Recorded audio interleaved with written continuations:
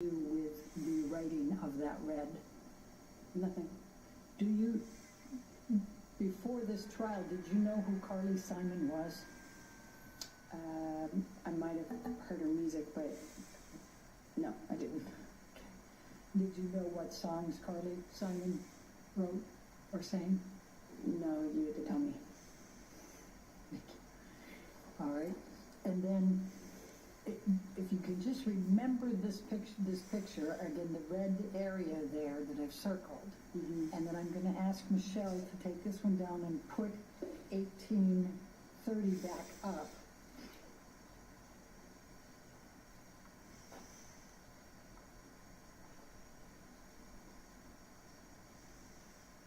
And I'm going to ask you to take a look at this. Thank you, Your Honor. Michelle, if you can bring back up 1830 for a moment. 1830, I'm sorry.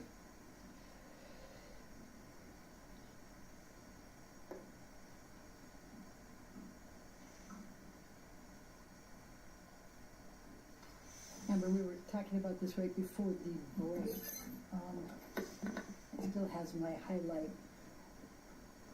Which color is underneath the other? Objection. Calls for speculation. Based on your perception, which color is underneath? Sustained objection. All right, let's do this. Let's bring up Defendants 375, which is already into evidence.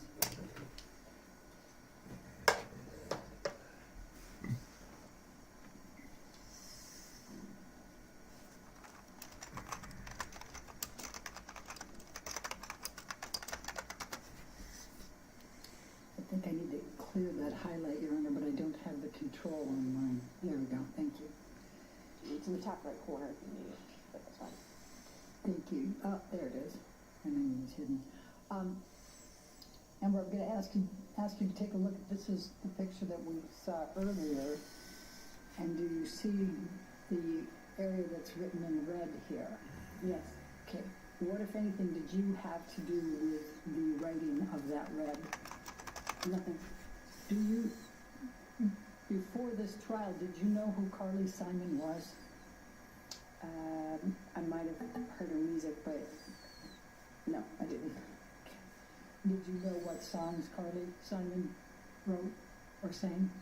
No, you had to tell me. All right. And then, if you can just remember this picture, again, the red area there that I've circled, and then I'm going to ask Michelle to take this one down and put 1830 back up.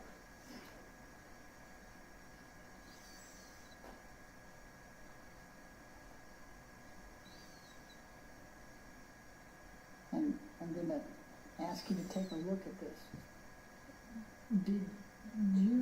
What, if anything, did you do to this mirror with respect to the black or the red? I didn't touch it. Okay. And what, if any, pictures did you take? I took a picture of it was the picture we had right before this. Is the one I took because it was in the bathroom where I found my clothes in the tub and stuff like that. And let's go to 374, please.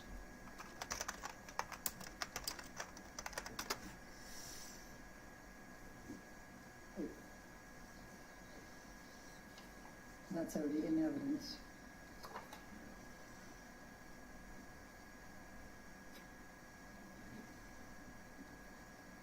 Is that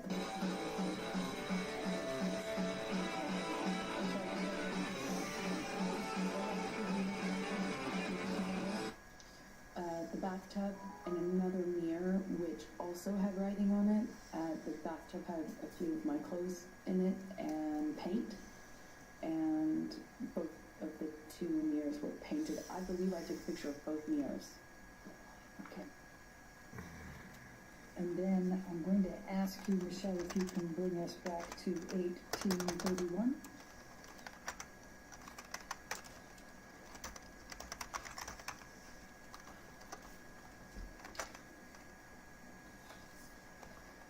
And did you take this picture?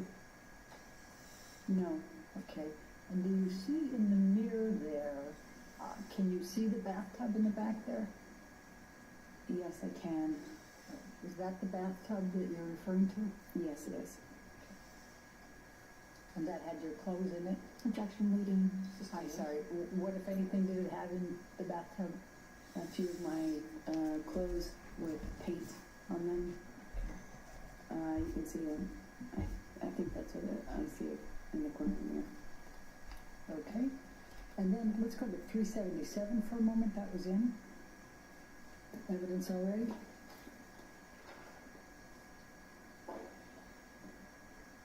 And do you recall seeing this picture earlier?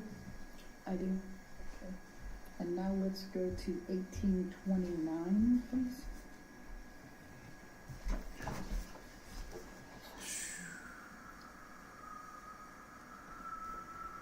Does that appear to be the same lampshade but in color?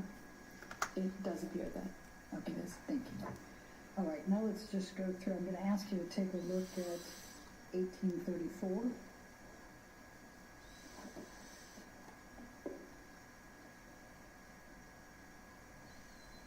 And what does this depict that you can recall? And that is the TV that Johnny threw the cup of coffee at. Okay. And let's go to 1835.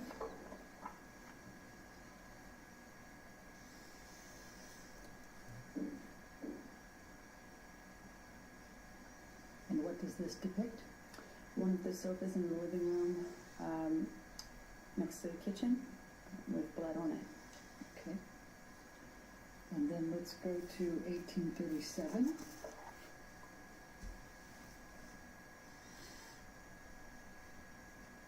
And what does this depict? It's one of the guest bedrooms with Johnny's iPad on the bed and blood and or paint on the duvet cover. All right, thank you. Now let's do 1838.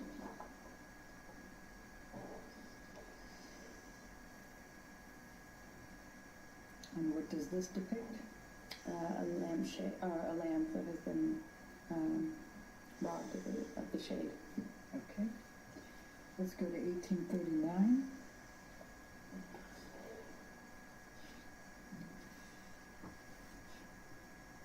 And what does this depict?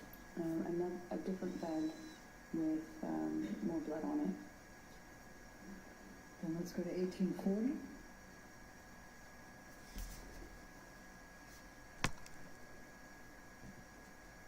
And what does this depict? Blood on one of the guitars that Johnny was apparently trying to play. Okay. Then you didn't try to play it. Objection, Your Honor. What Call for if any- speculation. I didn't make the words at this point. Next, your question. Okay. What if any effort did you make to play the guitar? I've never played the guitar. Okay. Let's go to 1841.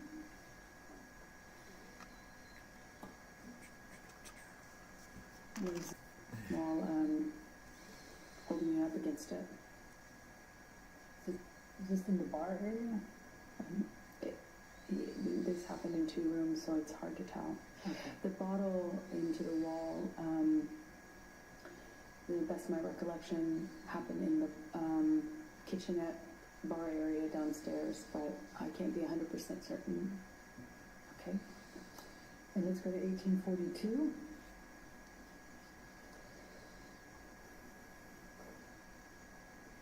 What does this depict? Another broken lamp. Okay. And then I just got a few more left. 1805.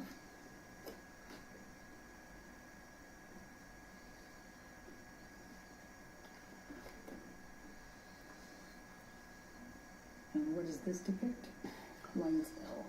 It looks like a remnants of a wine glass being thrown. And it looks like broken glass. Do you recognize where this was in the house? No, it looks like a bedside table, but I can't be certain. Okay. Let's go to 1806.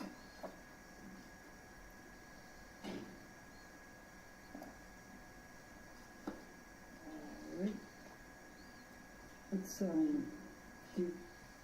Let's let's skip that one and let's go to 1808.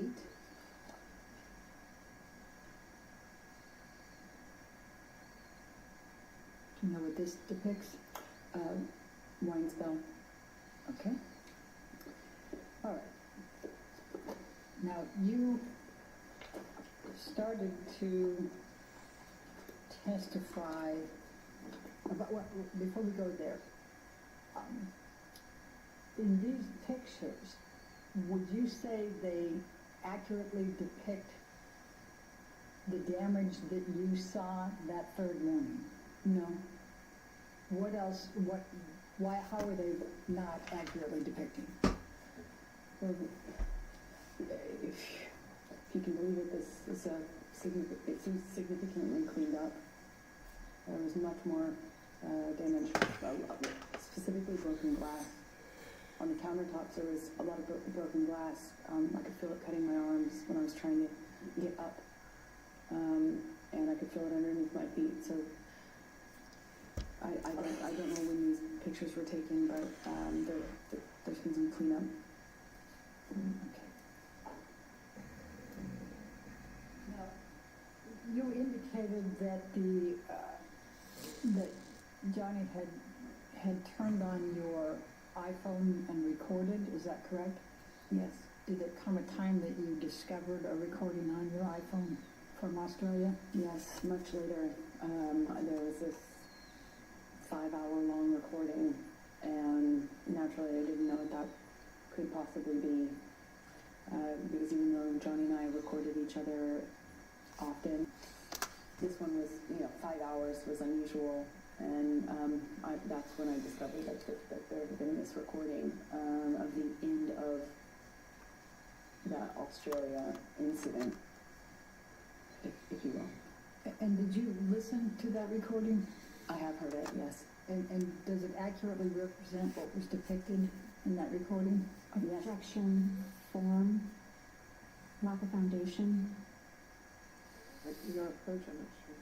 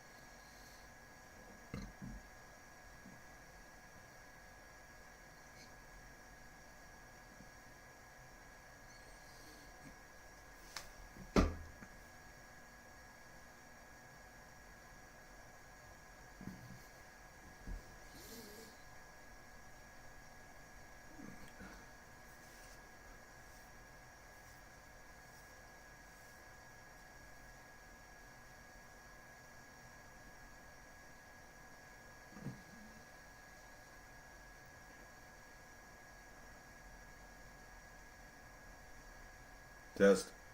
Yeah.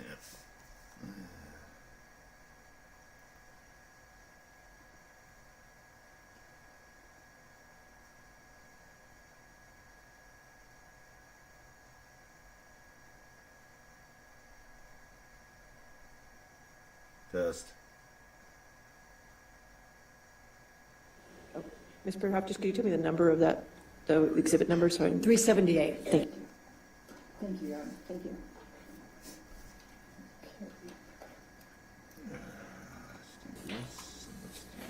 Remember, you testified that you made arrangements to return home. Can you describe, let's take you to at the point you left the Australia house to go to the airport and were accompanied by Ben King. Could you tell the jury what transpired during that period of time? So I left Australia shortly after that. My understanding was Johnny was in the hospital for his finger, and Ben King was going to accompany me, and on the way to the airport, Johnny calls me, and we were just crying on the phone.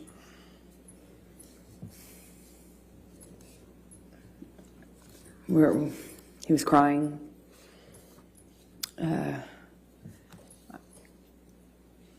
He asked if it was, if he had killed it, if he knew the relationship. It was, I remember the exact words that he used, but it was kind of asking me in that way, is it done? Is this over? Did we kill it? Thank you so much. Did I kill it?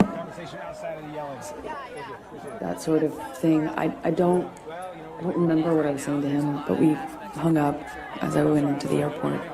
But right now we're seeing it all come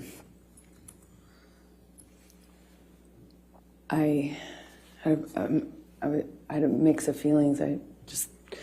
Nothing really was making perfect sense to me, for sure. And I flew back with Ben. Wait, I forgot. I don't really remember speaking to Ben on the flight. Hold on, let me find my damn. I was running late. I ran in here and just went back live. See how I am? Do you, when Mr. Depp was, what you testified on what Mr. Depp said to you on the phone ride, were you on the phone with anyone else, or was it just Mr. Depp you were on the phone with? I only remember speaking to Johnny, and I remember sitting in the backseat of the SUV that had driven me, and we were outside of the entrance where you walk into the airport, and I even then felt torn about leaving. I obviously didn't want to stay, but I was in such shock and Objection, Your Honor, non-responsive.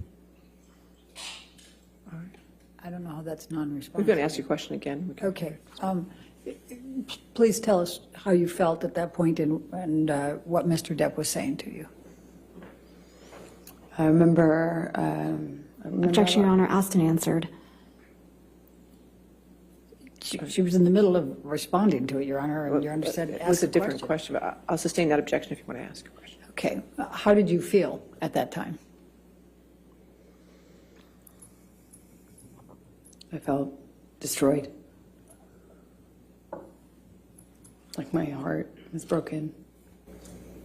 I didn't know what to do. I thought maybe if I left him in Australia, I thought maybe something would happen to him. I thought he might die or kill himself, because that certainly seems like the trajectory he was on. He told me he had put a cigarette out on his face before, the Friday before, and combined with all the, when I was in the bedroom and he was in the hospital, I found, and I was packing my bags and stuff, I found all these empty bags, Coke bags, dime bags with white residue on them. In them. They were in books, in the bedside table. There were so many that I was like, I wondered how I didn't see it before, even though I had, just gotten there. So I was worried he would die, and I was worried that we couldn't come back from what happened. I was worried that there was just no way to turn this around. There was no going back, but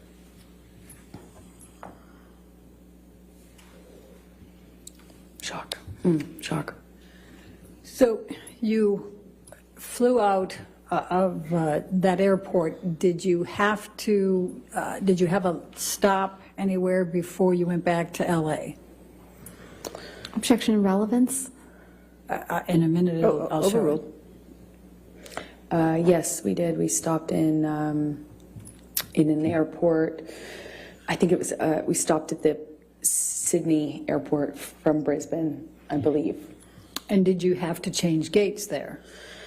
Yes, we had a short flight to get to Sydney, and then in Sydney, I walked with Ben through the airport to get the next plane, and we passed a newsstand, and I just remember I passed this newsstand and there was a book on one of the book stands outside of the store, and it had this puzzle piece on it, and Johnny and I used to use that as a term of endearment, puzzle piece, and I saw this puzzle piece on the cover of the book. It got my attention. It said 4 ways to click, a relationship guide. So I bought it, and Who was the author? Dr. Amy Banks. Okay. Go ahead, please continue. So the book, at least from the subtitle, said it was a book on solving relationship problems. So I bought it and I read it on the way home. And why did you buy it and read it on the way home? Because I loved this man. I loved this man so much. And it was so toxic. And for some reason, I couldn't get him to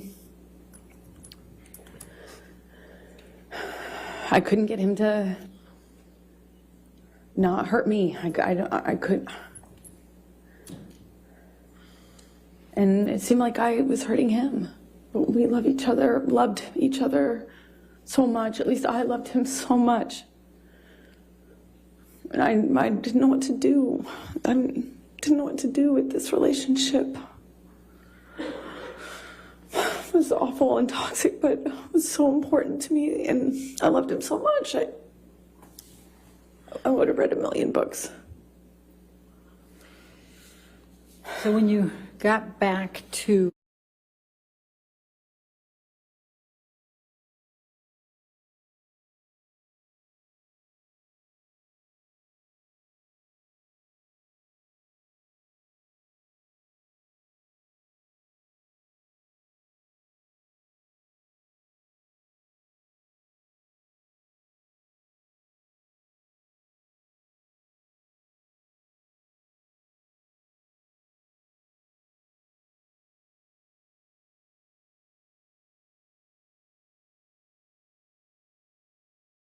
Upon landing, and there was some conversations with the medical team, doctors and stuff, and I just remember feeling concerned for his life because things had changed, and without saying what they said to me, Objection, Your Honor, hearsay. she said without saying. She's characterizing it. Well, I'll overrule for now. We'll see where we go. I became really, really worried that Johnny was not going to live through this, that there would be infections or problems and things, and he wouldn't stop using Coke, and he couldn't get the surgery he needed because he wouldn't stop using Coke, and they wouldn't put him under because of all the Coke. So, Objection, Your Honor, hearsay. All right, I'll sustain as the Foundation. last part. Okay. All right, next question. So when did you next communicate? When did you next see Mr. Depp after you got back from Australia? I saw him a few days, I don't know how long it was, but it was at the doctor. I think my best recollection is that it was in the doctor's office or around that he needed a procedure. Did there come a time that you reconciled after Australia? Yes, because it almost felt like it went away so quickly because there was this surgery that he needed, and there was maybe he had more than one surgery, but it was, it became very, very about getting Johnny through the next step. Getting Johnny home, getting Johnny off the Coke long enough to get the procedure done, and then after that procedure, getting another procedure done. And it was just these small steps. And before you know it, we were kind of back in it. With the prospect, of course, of him being done with all the drugs and drinking, because that's what necessarily had to happen for him to have this surgery. So that made me feel a little, a little bit more secure and kind of coming back into this relationship with him. So I'm going to take you to March 23, 2015, which is a few weeks after, 2.5 weeks roughly after Australia. Where was Johnny staying at this point?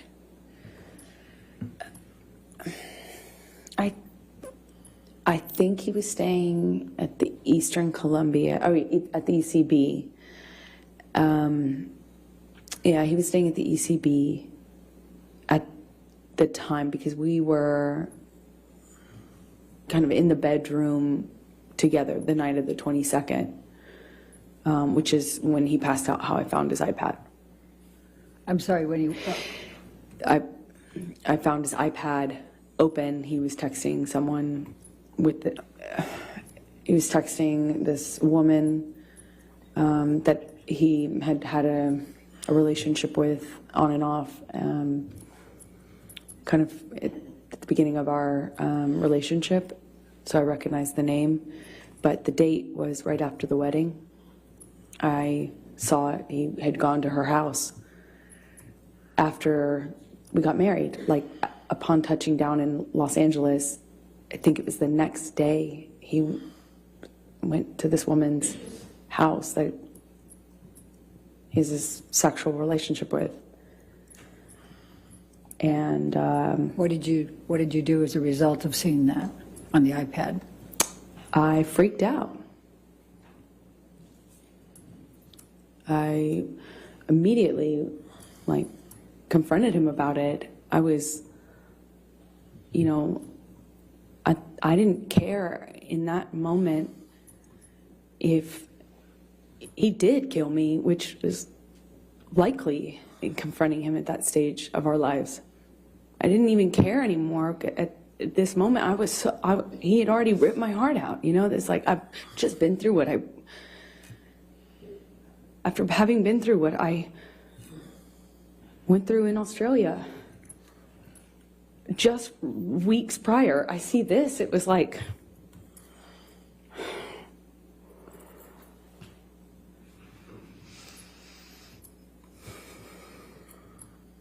unbelievably painful. Unbelievably painful. Get one? It just doesn't sound So, as good, but then it turns out what did you do? super strong. I'm yelling at him. So just yelling. I was calling him all these ugly names. I was screaming at him. Told him to get the fuck out of the house. That's what I said. Excuse my language, but we were screaming at each other. At some point, we were upstairs in penthouse 3, and we kind of get into a how do you describe it? Pushing each other, And I just remember being so mad at him for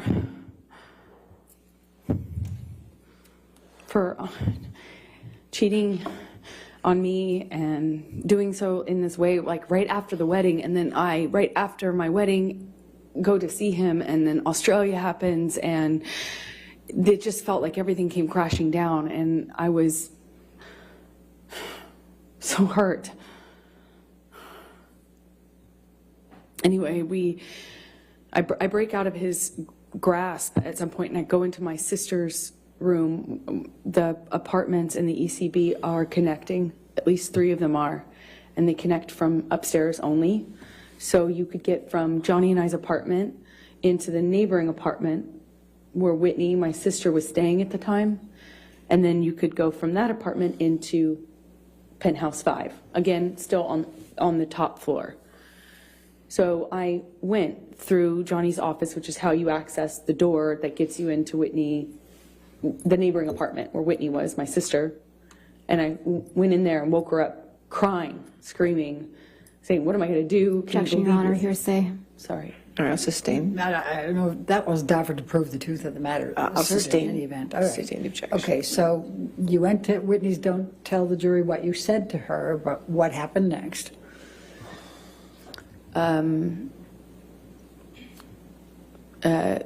Johnny comes into penthouse 4 and grabs me. I don't know why. I don't know what he was doing, but at one moment I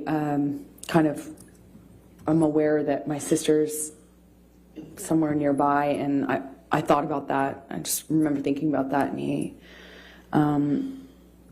I remember getting kind of free from Johnny, and he left, or he walked out of the room. When you say free from Johnny, what, if any, connection did you have, the physical connection before that? Well, I mean, I'm,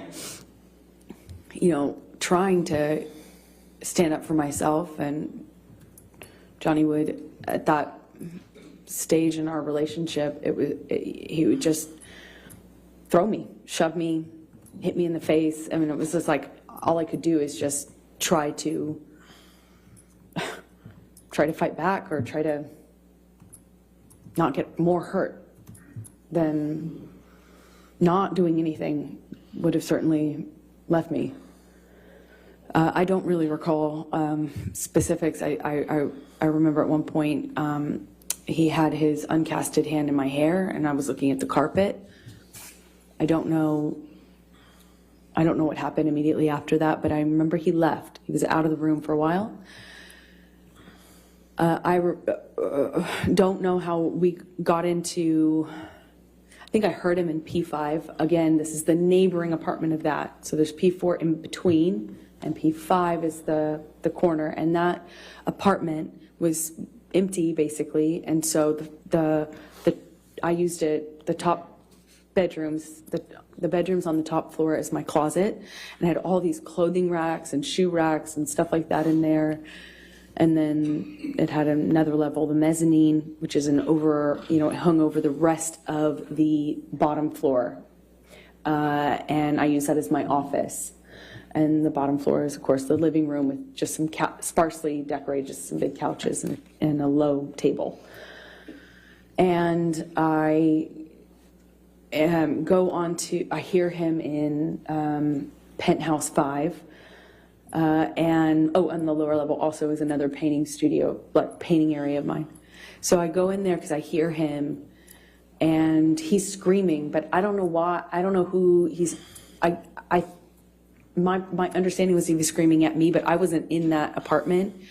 I could hear him, and when I heard him, I came into penthouse 5, and I have to go down the stairs, and I went down the stairs to the mezzanine level where my office was, and I could see him and a security guard and Debbie, the nurse, and he was sitting on the sofa.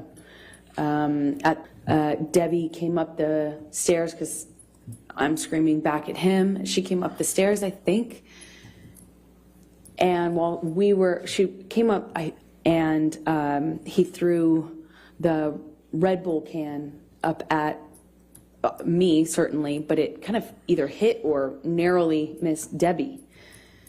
And I said I called him I at least called him a fucking pussy. I don't know what else I said, but I was screaming at him because he threw this can at me and everything else that had happened. And when I did that, he bolted up the stairs. And, there's between 2 flights of stairs. He bolted up the steps. And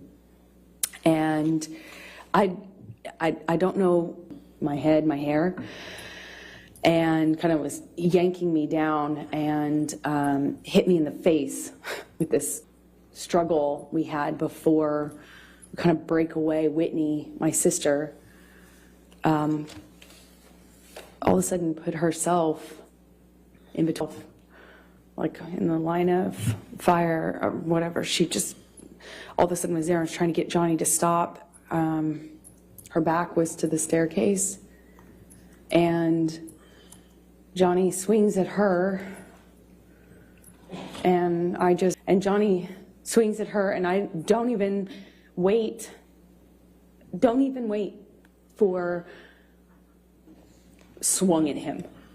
In all of my relationship to date with Johnny, I hadn't landed a blow. And I, for the first time, hit him. Like, actually hit him. Square in the face.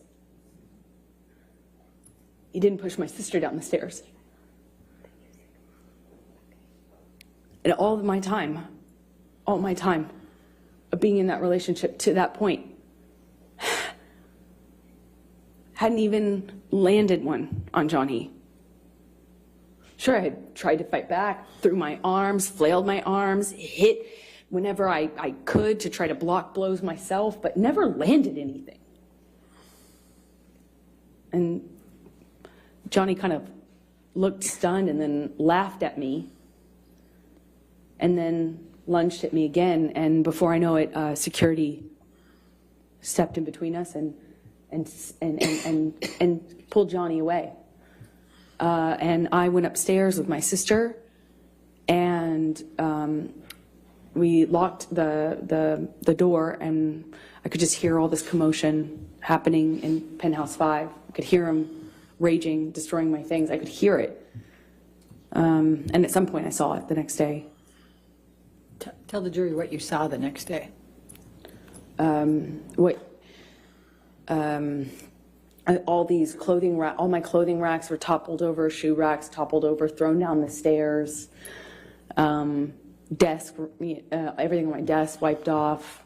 Just it looked like everything that he could touch, he tried to turn over, destroy, smash, But my clothing racks, these huge, heavy clothing racks full of clothes, there was at least one of them he threw down the stairs. The rest were toppled over.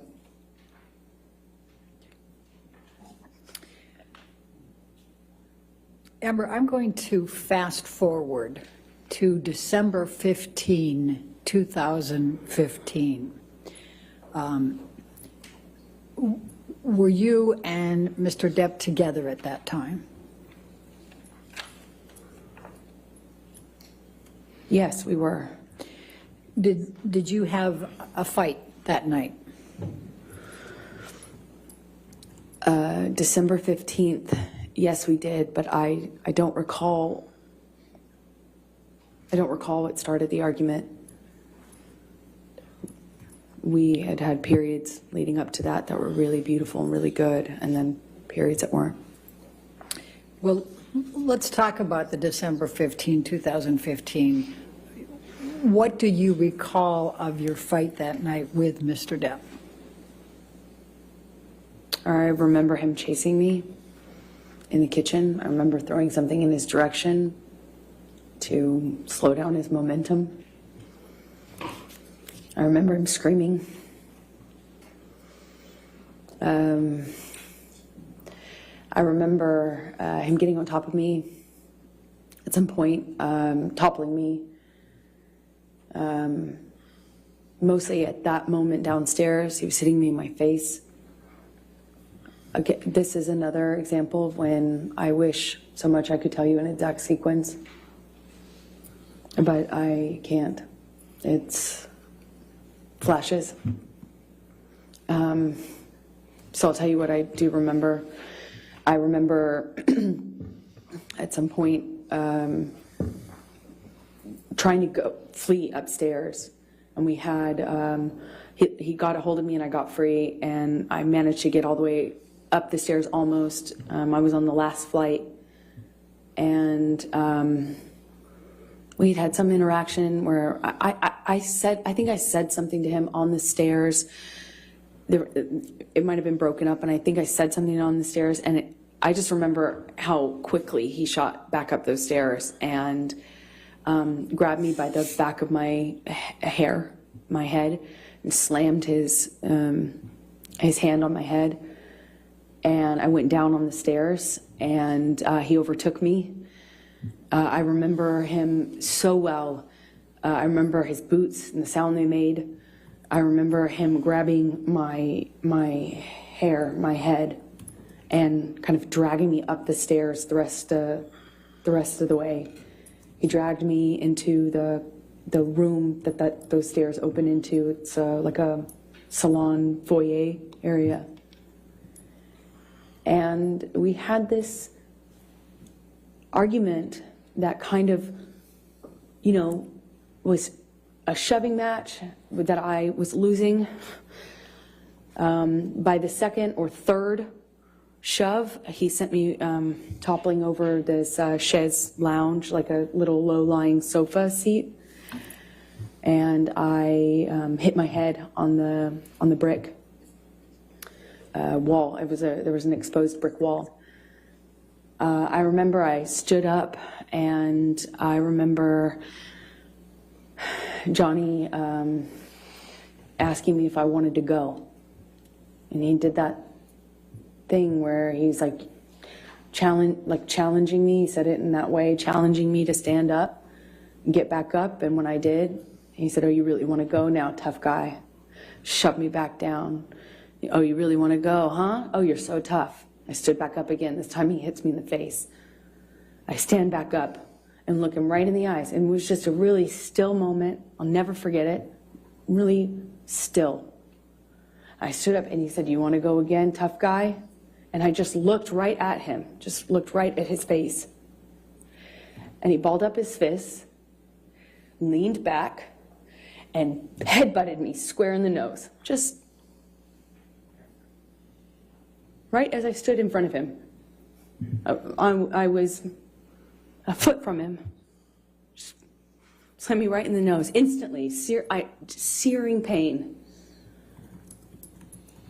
It's one of the few memories I have in this long relationship that I actually remember the physical pain in that moment, you know, just searing.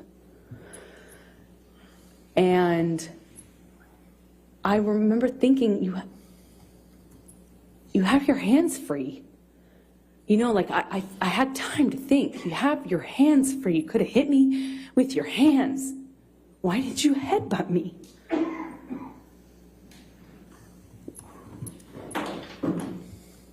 I told him that night I was going to leave him. I went through his office to go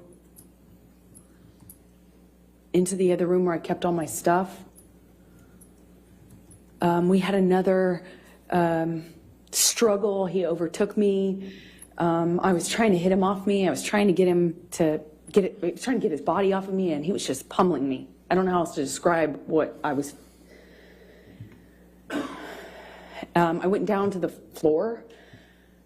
I remember being on top of me, and he's screaming and swinging at me while I was on the floor.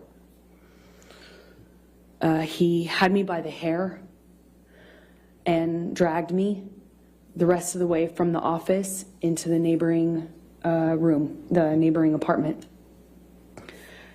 I remember the door that connected these two rooms had a metal grate, not a grate, but a metal bottom, metal floor that separated it. It's a big, heavy bank door. And I remember he was dragging me, and I removed my hands from my head and kind of tried to grab onto the metal door to prevent him from dragging me into the room. But I couldn't stop him. He dragged me all the way from that carpet. I was trying to get free of his grasp. I was trying to stop him from pulling me. I remember feeling the carpet and the metal. And he wrestles me, drags me up to the bed, throws me down onto the bed. It kind of wrestles me down onto the bed. And he kneels on my back with one leg. And I was trying to fight him off me because I was face down on the bed top. And he wrestled me down, punching me with a closed fist, punching me repeatedly. And I don't remember even feeling the pain. I just remember the sound of Johnny's voice. He got next to my ear and he was screaming over and over and over again. Each time it sounded louder and more desperate. I fucking hate you. I fucking hate you. I fucking hate you. Over and over. Fucking hate you. And then pounding the back of my head, pounding it with his fist. And I don't even remember feeling pain. I just could hear myself scream until I couldn't hear myself anymore. I could just hear him say that he was going to kill me. And that he sounded like an animal in pain when he was saying that he fucking hated me. He sounded like he was almost crying, or something in his voice was different. He sounded different, he sounded like he was in agony.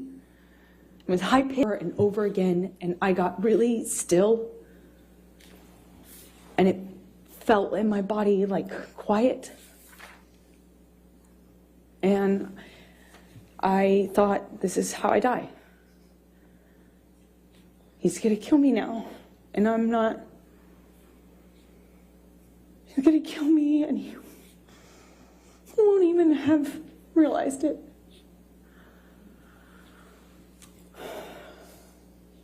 I couldn't breathe. I remember trying to scream, and I couldn't scream. I was suffocating in this pillow top with him holding me down, punching me over and over, and I don't have any memory after that until I woke up. When you woke up, was there anyone there?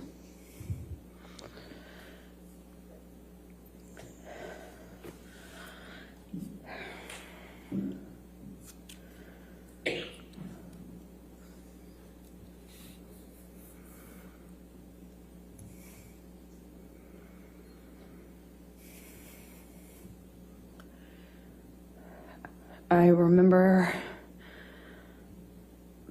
hearing my best friend's voice.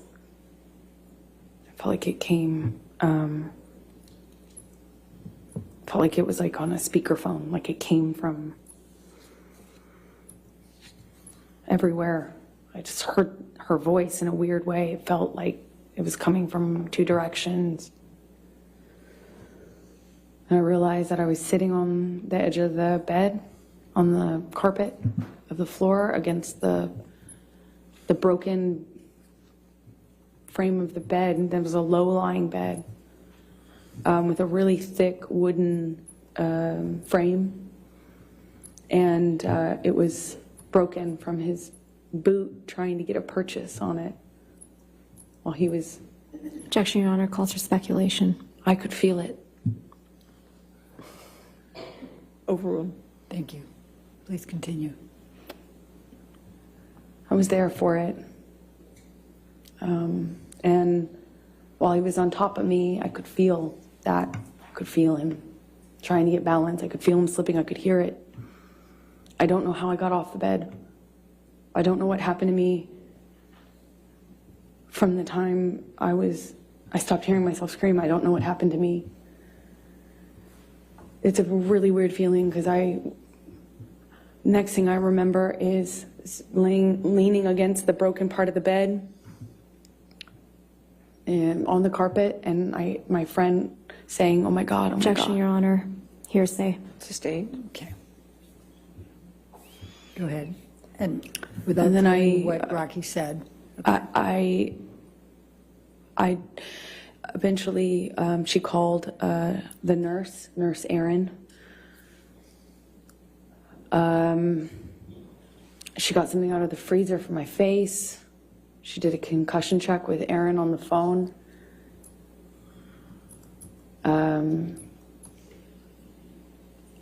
I thought I probably had a concussion, and certainly thought I had a broken nose. There was blood everywhere, blood all over those pillows. My head was bleeding from the ripped out hair, chunks of hair on the floor all over the place, actually. It was just all over the apartment. He, after leaving me, had written on the countertops in Sharpies.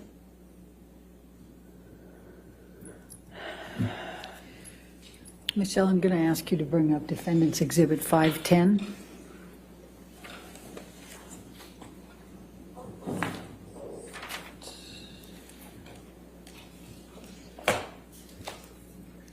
Do you recognize this photograph?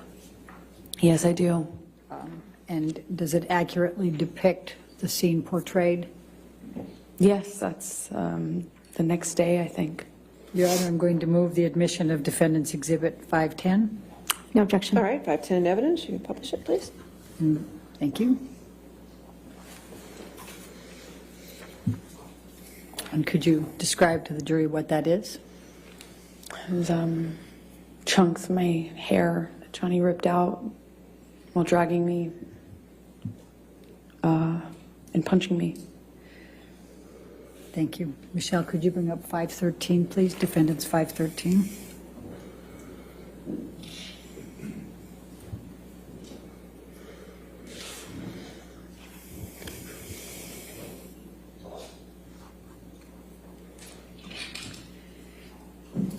Does this picture accurately depict and the scene portrayed? I think this is a couple days later, but yeah. Okay. I'm going to move the admission of Defendants 513. No objection. All right, 513 in evidence. And could you tell the jury what this is and what it depicts? This is my face with a busted lip, which it's difficult to see in this picture, but my two black eyes, one is worse than the other. Like I said, maybe a day or two later. And my broken nose. All right. Thank you. Michelle, can you bring up Defendants Exhibit 514?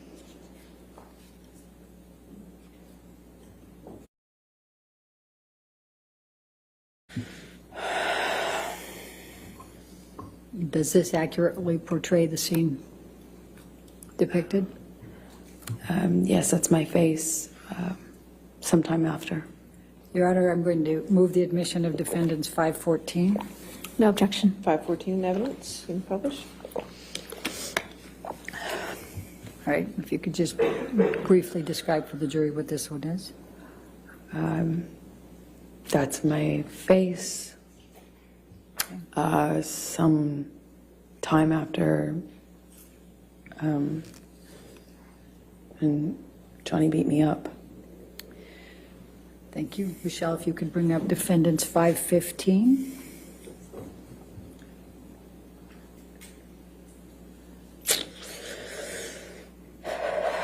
Does this accurately portray the scene depicted? Yes. Going to move the admission of Exhibit 516. No objection. 515 or 516? 516. I'm sorry if I misspoke. You said 515 Oh. before. It's 515. 515. No objection to 515? Okay. No, Your Honor. 515 in evidence. You can publish. And what does this depict, Amber? Could you tell the jury? This is my face sometime after. All right. Let's look at Defendants 516, please.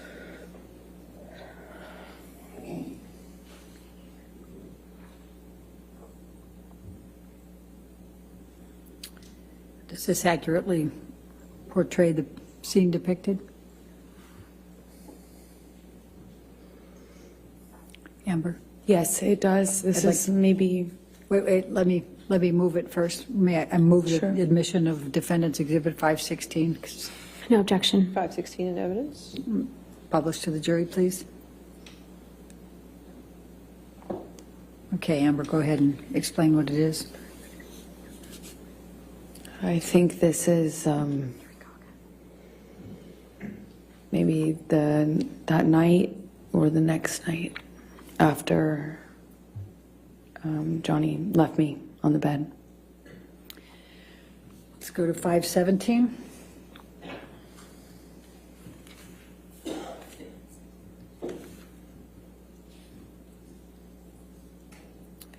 Does this accurately portray the scene depicted? Yes, it does. Move to admit defendants 517, Your Honor. No objection. 517 in evidence. Amber, please describe for the jury what this portrays. That's my face after this incident. And what's portrayed on your lip? Well, he busted my lip when he punched me. It's bleeding in this picture. It kept reopening. You know, it's a mouth. The lips move. Go to 519.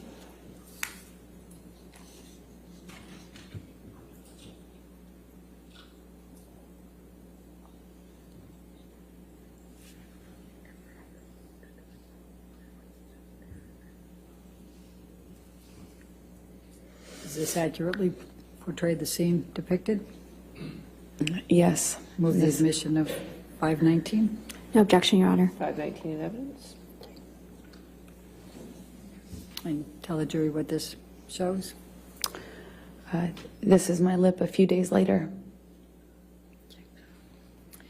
Let's go to defendants 520, please.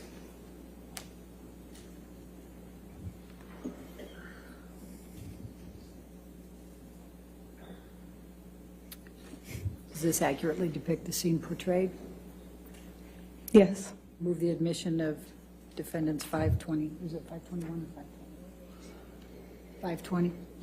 No objection. 520 in evidence. Publish. Can you please tell the jury what's depicted here?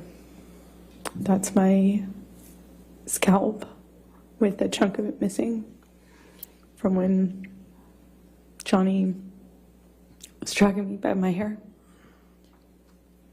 Let's go to defendants 521, please.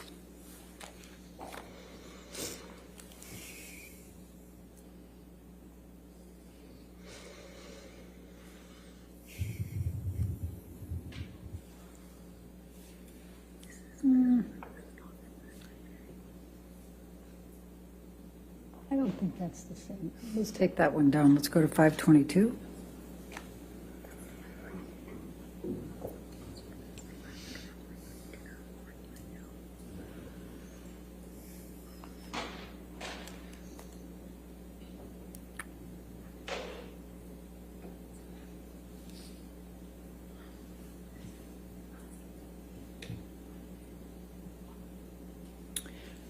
Does this accurately portray the scene depicted? Well, it's a few days later. Okay. Move the admission of 522, please. No objection. 522 in evidence. And what shows there? My face is healing. Okay. Let's go to 523.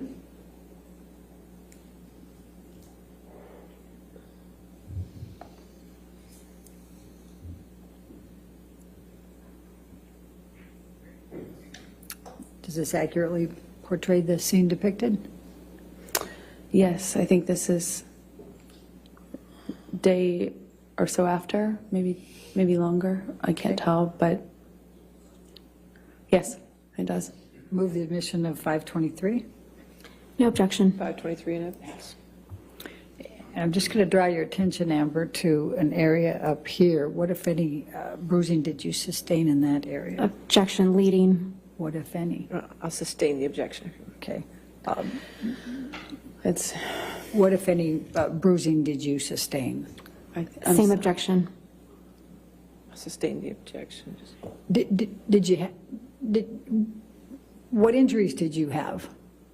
I had bruising on my temple, my chin, my neck, the back of my head. I had swelling and pieces of, my scalp kind of ripped, torn. They were gross, pussy. But this is of the bruising around my temple from one of the blows, several of the blows, I don't know. Let's go to 524.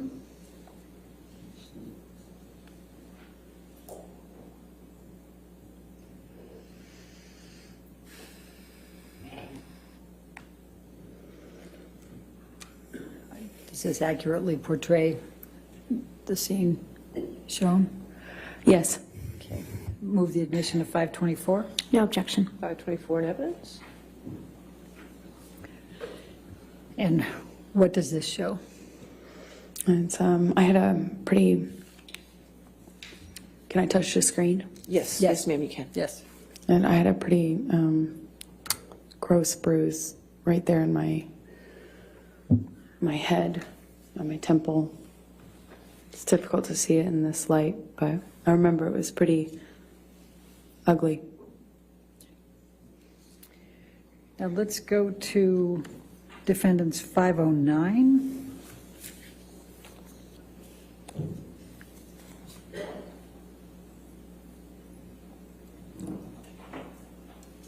Does this accurately portray the scene depicted? Yes, it does. Your Honor, I move the admission of Defendants 509. No objection. All right, 509.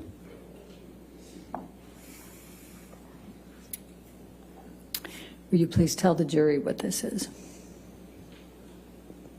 That's the bed that Johnny broke while on top of me.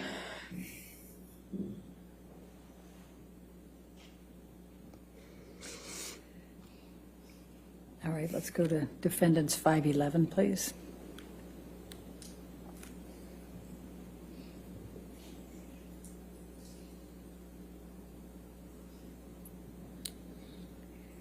Does this accurately portray the scene depicted? Yes. Move the admission of Defendants 511. No objection. All right, 511 in evidence? What do you see in this picture, Amber? Just more destruction from a part of the fight that happened in the bedroom. Not the bedroom that I was just talking about. It was the main bedroom. There had been a part of the fight that happened in there too. Let's go to Defendants 512, please.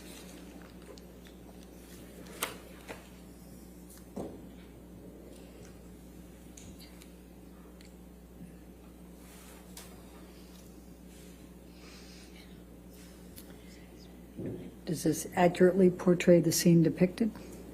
Yes, that's downstairs in the main. Wait, let me move the admission of it. Move the admission of Defendants 512, please. Okay, now please tell the jury about it. It's downstairs in the main apartment. Okay. Let's go to Defendants 5.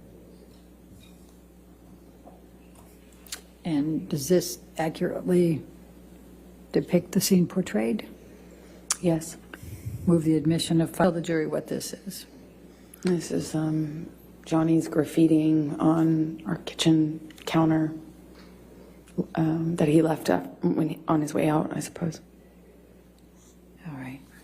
And I think Defendants 526 is already into evidence. Could you just bring that Yes, up? 526 is in evidence. 2015. What were your plans for Christmas that year?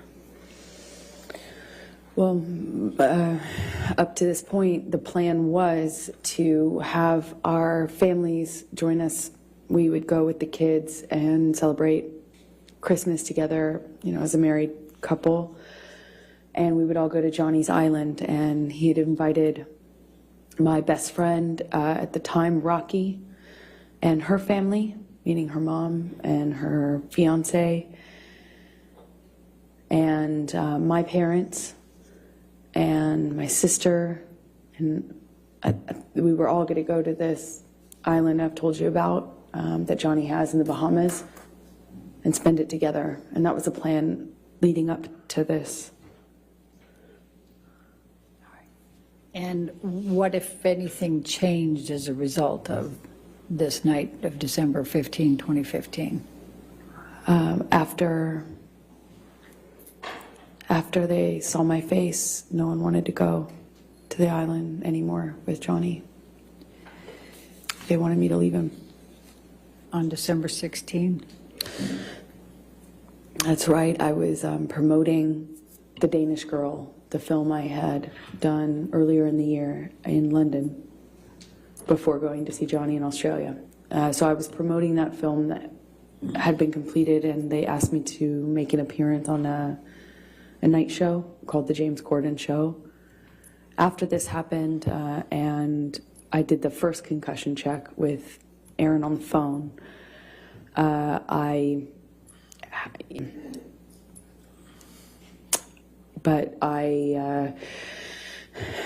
iced it all night, and the next day checked in the mirror to see if I could get away with it, meaning hiding it, so I could make an appearance.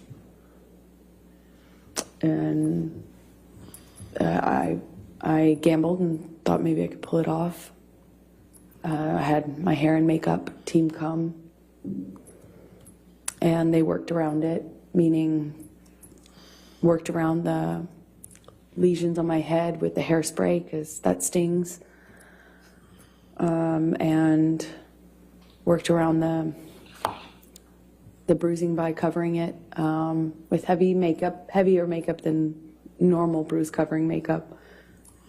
And I remember my lip was still bleeding and swollen, so we did this like really thick, super heavy, matte red lipstick.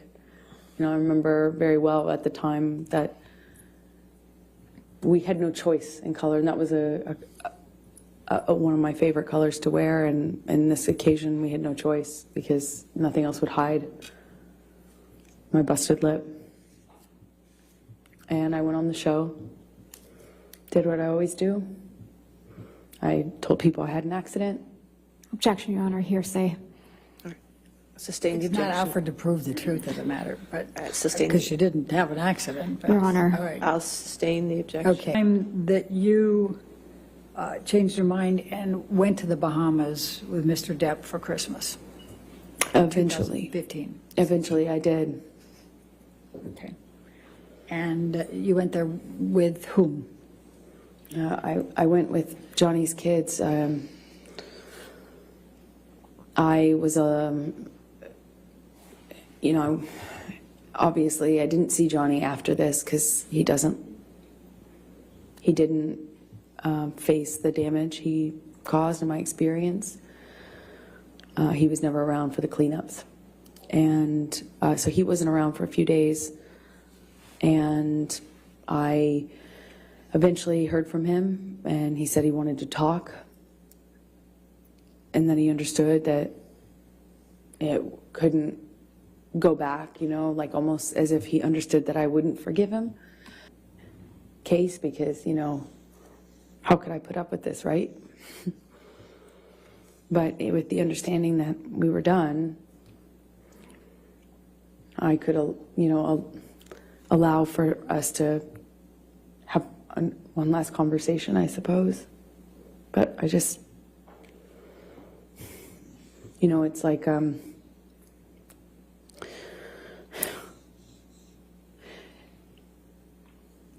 I was heartbroken by the idea that I would spend my first Christmas as a married couple with his kids and everything on the island. I was heartbroken at the idea of missing that. And, you know, it's the best I can describe it is it's like for every hit, every instance of violence, every time I was choked, every single one of these instances. Tell us how you felt and what you were thinking in this process of whether to go to have Christmas with Mr. Depp and his children. You know, I guess I was trying to explain Go ahead. That, you know, just after you think each one of these is, it's almost like for each one of these things that happens, you lose the will or resolve to leave. You know, it's like every single heavy coin you put in this piggy bank is like an investment into the future you're going to get to, you know, and then before you know it, you're just carrying around this weighted ball. This piggy bank's too heavy, you can't leave. You know, for every single time I went back or allowed him back after this sort of thing would happen, I lost a piece of myself, a piece of my self-confidence, my trust in myself to leave and move on. You know, I lost fortifications, I lost myself, and it was somehow easier to stay. I didn't want to stay in the violence or in this. I wanted to stay with Johnny, the good Johnny that I loved. So I put another one of those coins in the piggy bank of investment in hope and future, and I forgive him. It wasn't even that simple. I just decided to believe him that it would never happen again, clean and sober once again. This time was the last time because it couldn't be worse than this, right? It couldn't be worse. And part of me thought that maybe it just needed to get this bad to get, you know, like now we can't go back. That there's no way this could happen again. So I went to the island after a few days of talking with Johnny, arguing with Johnny, talking with Johnny, negotiating that it was going to be clean and sober. I wasn't going to drink anymore. He wasn't going to use anymore. He'd never lay a hand on me again. He'd rather die than do that, is what he was saying. And I was scared. My friends were scared, but I decided to go. After a few days of having the plane and the kids waiting, not knowing what was going on, they were at Sweetser, the main house, kind of just waiting to go on this Christmas vacation. And eventually I got in the car with Johnny, and we picked his kids up and left for the island. So let's go to the island for the Christmas holidays. And what, if any, arguments did you have with Mr. Depp at the island over the Christmas holiday? Towards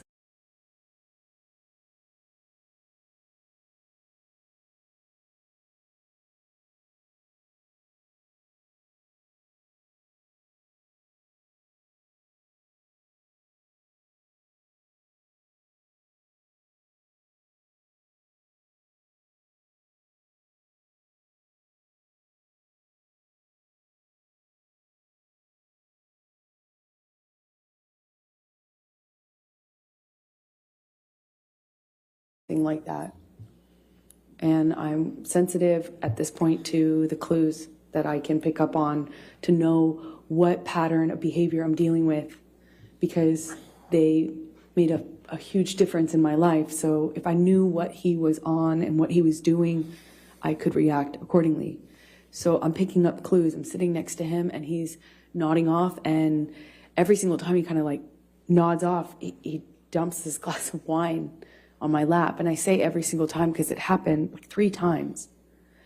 First time, whatever. Second time, I'm like, Johnny, are you all right? And I probably say it like a little weighted.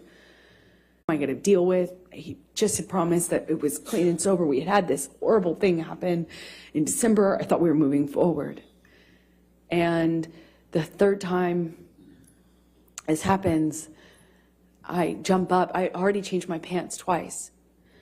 And I jumped up and I shout at Johnny, like, you know, what are you doing? Or, Johnny, you spilled on me again, something to that effect.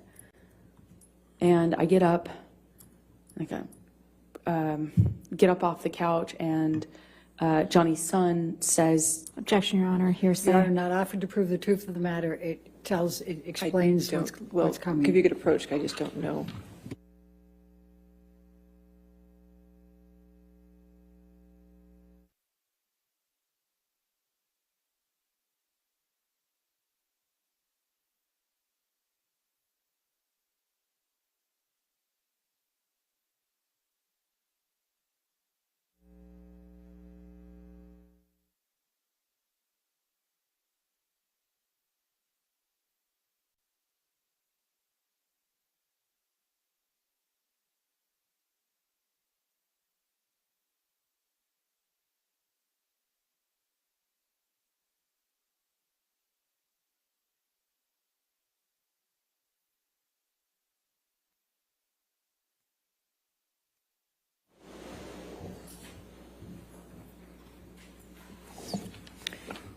Amber, please continue. Jack said. it says, are you okay or can I help? Something to that effect. And I pointedly say to Jack, but really to Johnny, like, thank you, Jack. And to make a point of the fact that he hadn't offered to help me or even acknowledge that he'd been spilling wine. First, he's drinking wine. Second, he's spilling it all over me. And third, he's spilling it because he's nodding off, is what I assume. So I kind of say this in a pointed way at Jack, thanking him for offering. And I get up, go to the closet, take off the pants that have just been in front of his kids again. If I ever embarrass him, and he just shoved me in embarrassed. If I ever embarrass you, if you ever embarrass me again in front of my kids, I'll fucking kill you. And I don't recall who told Jack to leave, or I don't really recall having an awareness of where he was at this point, but I leave the closet, go into the bathroom, which is right next. Before he does that, I said something snarky to him, don't fucking ever talk to me like that again, or I hate you, or something in response, just something, so that I felt like I wasn't just being a punching bag. And I kind of like get over to the bathroom, but I didn't even have or if he just shut it. But again, bangs me up against the wall. But this time he just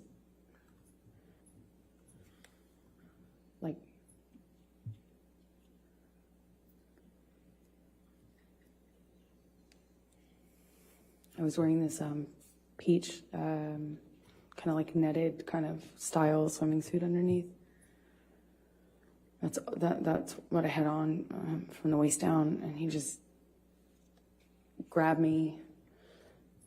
Best I can explain it with his shoved his fingers inside me, but through my bathing suit. He didn't like move my bathing suit out of the way, and just kind of held me there. And asked me if I was so fucking tough. I thought I was so fucking tough. Said, oh, you tough like a man now? You some man now? He's kind of taunting me while jerking me around. And he kind of seemed to do this thing where he, now what?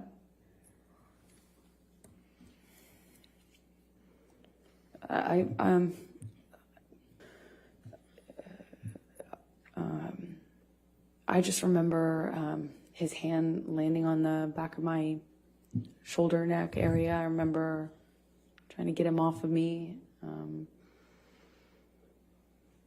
I don't know.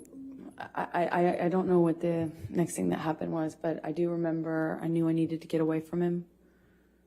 At some point I ran. I ran out of the back door, ran out onto the patio. At some point before I ran, he swung at me, but I don't even remember how much. Something in his direction when I was getting away from him. I ran down the deck ran. That's my estimation of when Johnny reached me. Grabbed me by the hair, swung me around. Was it before I broke away or after? I don't remember. I just remember the lights of the ATV coming up. The island, two of the people who worked on the island for Johnny, CJ and Tara, they pulled up in the ATV. I remember the headlight and separating us. And I didn't see Johnny for the rest of the evening is my recollection. I just found him the next day, passed out in the cafe that was close to the house. Is that the end of? Yeah, this is a good breaking point, yes. All right. Okay, ladies and gentlemen, you can just stay there for a moment. All right, ladies and gentlemen, we're going to be breaking, again, this is the time that we break for a week, okay, so I won't be seeing you. All right, so we promised to get the case to you by Memorial Day. So in order to keep that promise, there's going to be a few things I need from you, okay? One thing is starting on May 16th, we're going to start having court at 9 a.m. So we'll be going 9 a.m. to 5 p.m. Some days we might have to go to 5 before Memorial Day is going to be a court day. On that day, we're going to go ahead and have closing arguments, and the case is going to be turned over to you for deliberations on that day, okay? So I wanted to let you know ahead of time so you can plan accordingly so we can get this taken care of for you, okay? All right, so those are as we always do on Thursdays, our responsibilities, the responsibilities you have as jurors, okay, in this case? All right, so you're not to read anything about this case. You're not to watch anything about this case. You're not to listen to anything about this case. This applies to television, newspapers, magazines, the internet, and any online sites. Further, you're not to read, watch, or listen to anything about this case on any social networking sites such as Twitter, Facebook, Instagram, Snapchat, etc., or any similar sites. In addition, you must not communicate with anyone about the case, whether in person and strangers. I also instruct you that you cannot do any research or make any inquiries about this case, whether online or by any other means. What you learn about this case is limited to what you learn in the four walls of this courtroom when proceedings are underway, okay? So please enjoy your week off.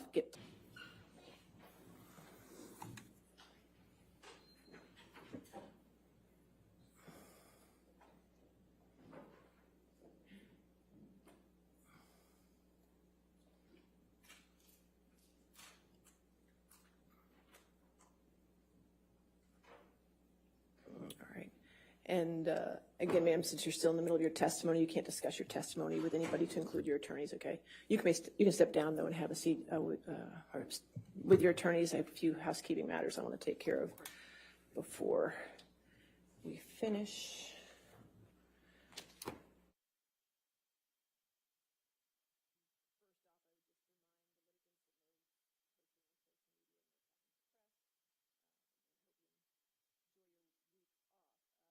Attorneys, I won't see you tomorrow for Friday depositions because we finished all the depositions. I want to thank all of you for last Friday and staying here until I think it was 9 o'clock at night.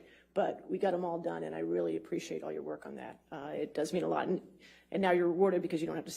The day is going to be a little different, so we'll start at 9. We'll probably break for our morning break between 10:30 and 10:45. We're going to break for lunch between 12:30 and 1:30, so I want you to plan accordingly for that. Our afternoon break will probably be between, I don't know, 3:15 to 3:30, maybe even a little later to 3:45, we'll see. And then we'll try to break at 5. There may be times when we might go to 5:30, as I told the jury. So I just want to make sure you know that. Since I won't see you tomorrow, I wanted to go ahead and give you your times as of this very minute of what you have used and what you have left, okay? Are you ready? Mr. Chu's going to try to use it with a highlighter. Let's wait. There we go. There we go. That's right. Okay. There we go. All right. So plaintiff has used 35 hours and 6 minutes. Defendants have used 36 hours and 31 minutes, which means the plaintiff has 26 hours and 9 minutes left, and the defendant has 24 hours and 44 minutes left. Okay. And just a reminder, as we said from the very beginning, once time is up, once your time is up, your time is up. If it's in the middle of a witness, I'm going to stop you, okay? So make sure, I mean, the 9 to 5 schedule, when we start back on May 16th, will give us a little buffer, but not much. So I will be keeping everyone on task for those last 2 weeks, so keep that in mind as well. Enjoy the next week. I don't anticipate I will hear from you for this next week. If there's an emergency, I understand that, but just remember what my definition of an emergency is. Okay, we all remember that? All right, great. So other than that, does anybody have anything else for me? Yes, sir. It's just a math question. I'm thinking we have 25.44. Sammy says 24. If you add 36 hours and 31 minutes and 24 hours and 44 minutes, you get what? What is our allotment? 61. Well, you can get with Sammy when we're done, okay? Is it right or wrong? What's that? 61 hours and 15 minutes. Does that add up then? That is right. Mr. Ronenberg says I'm right. Okay, so that's the right time. Sammy did it 3 times over, so I thought that was right. You made him very nervous. Okay, so that's good. Everything else? Anything else? Yes, Your ma'am. Honor, we do have our updated exhibit Okay. page that you requested. Oh, perfect. From All right. plaintiff. May All I right. approach? That's fine. I think that's something Jamie needed. Okay. All right, we'll get that. All right, anything else? No, Your Honor. We're good? All right, we'll see you Monday, May 16th, 9 a.m., right? All right, thank you.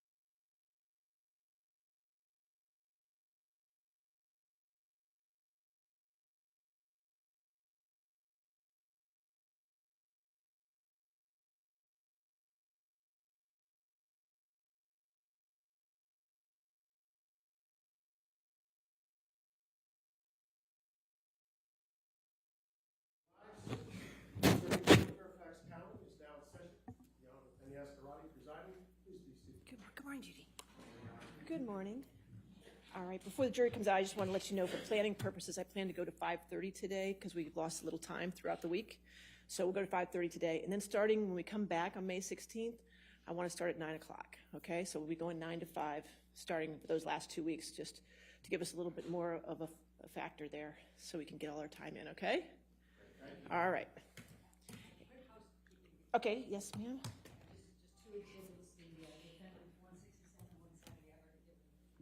Defendants 167 and 170. Okay, perfect. Okay, all right, so we got those two. All right. Anything else before the jury comes out? All right, thank you. Give the tray.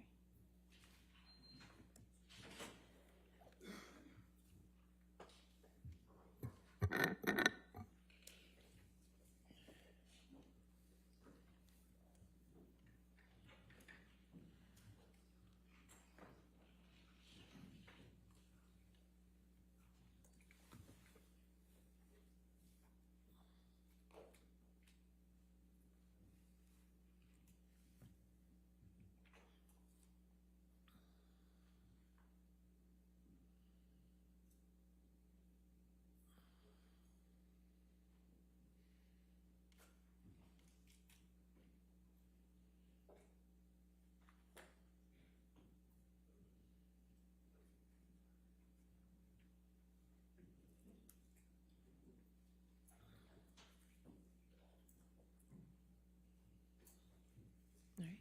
Good morning, ladies and gentlemen. I just want to let you know that today we're going to go till 5:30. So I just want to let you know at the beginning of the day that we'll be going till 5:30, okay? All right, thank you. All right, your next question, yes, ma'am? Thank you, Your Honor. Amber, when we finished yesterday, we were talking about the Bahamas and the yacht and flying off in a helicopter. I'm going to just ask you to take a look at, Michelle, if you can bring up Defendants Exhibit 1091.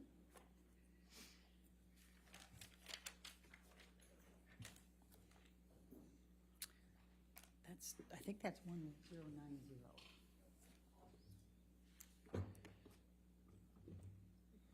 Scary that I would know that.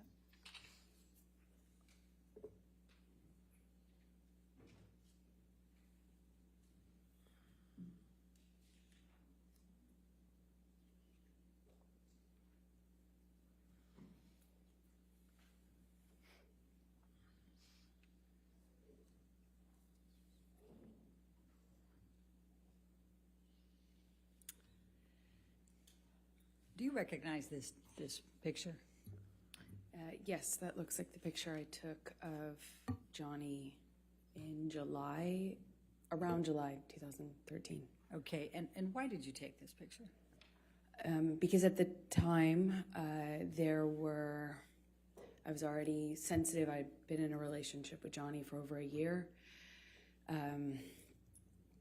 coming up on 2 years, and I had already noticed that there was this pattern of behavior changes with him that would make my life significantly more complicated or peaceful, difficult, or wonderful, depending on what he was using. And I only could tell what he was using because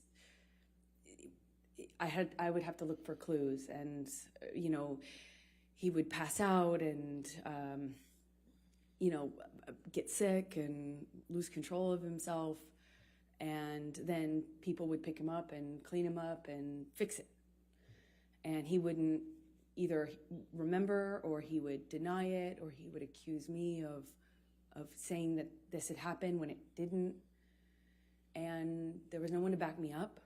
There was just his employees and everyone who had been taking care of him, versus my word. And so I started to take pictures to say, look, this is happening.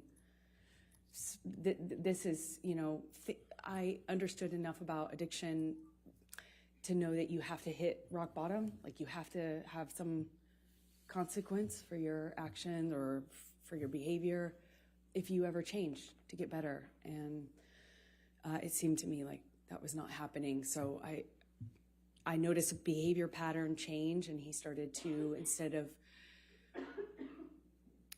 fits of rage. He started to pass out a lot and fall asleep and kind of fall asleep mid-conversation. And it was just a pattern change. So I started to pick up on the clues so I could figure out what I was dealing with. Your Honor, I'd like to move the admission of Exhibit 1091. Any objection? No objection, Your Honor. 1091 in evidence, you can publish. Thank you, Your Honor. And Ms. Hurd, and what is depicted in this picture? Please tell the jury. Johnny passed out on the island where we were vacationing. He had had a bit of a stint of sobriety right before this. And Can you bring up Defendants Exhibit 1095? We talked about March 2013 yesterday, and I just wanted to bring this up quickly.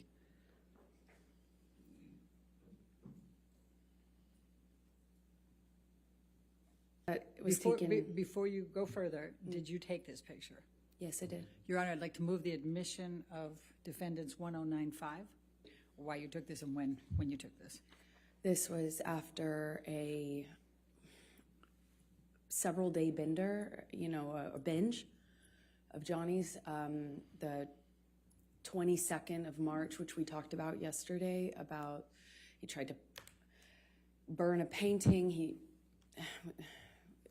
was accusing me of having affairs with a musician, my ex-partner, and he was on these, a drug binge where I saw him no eating, little to no sleep, and he would just use cocaine and drink all day long.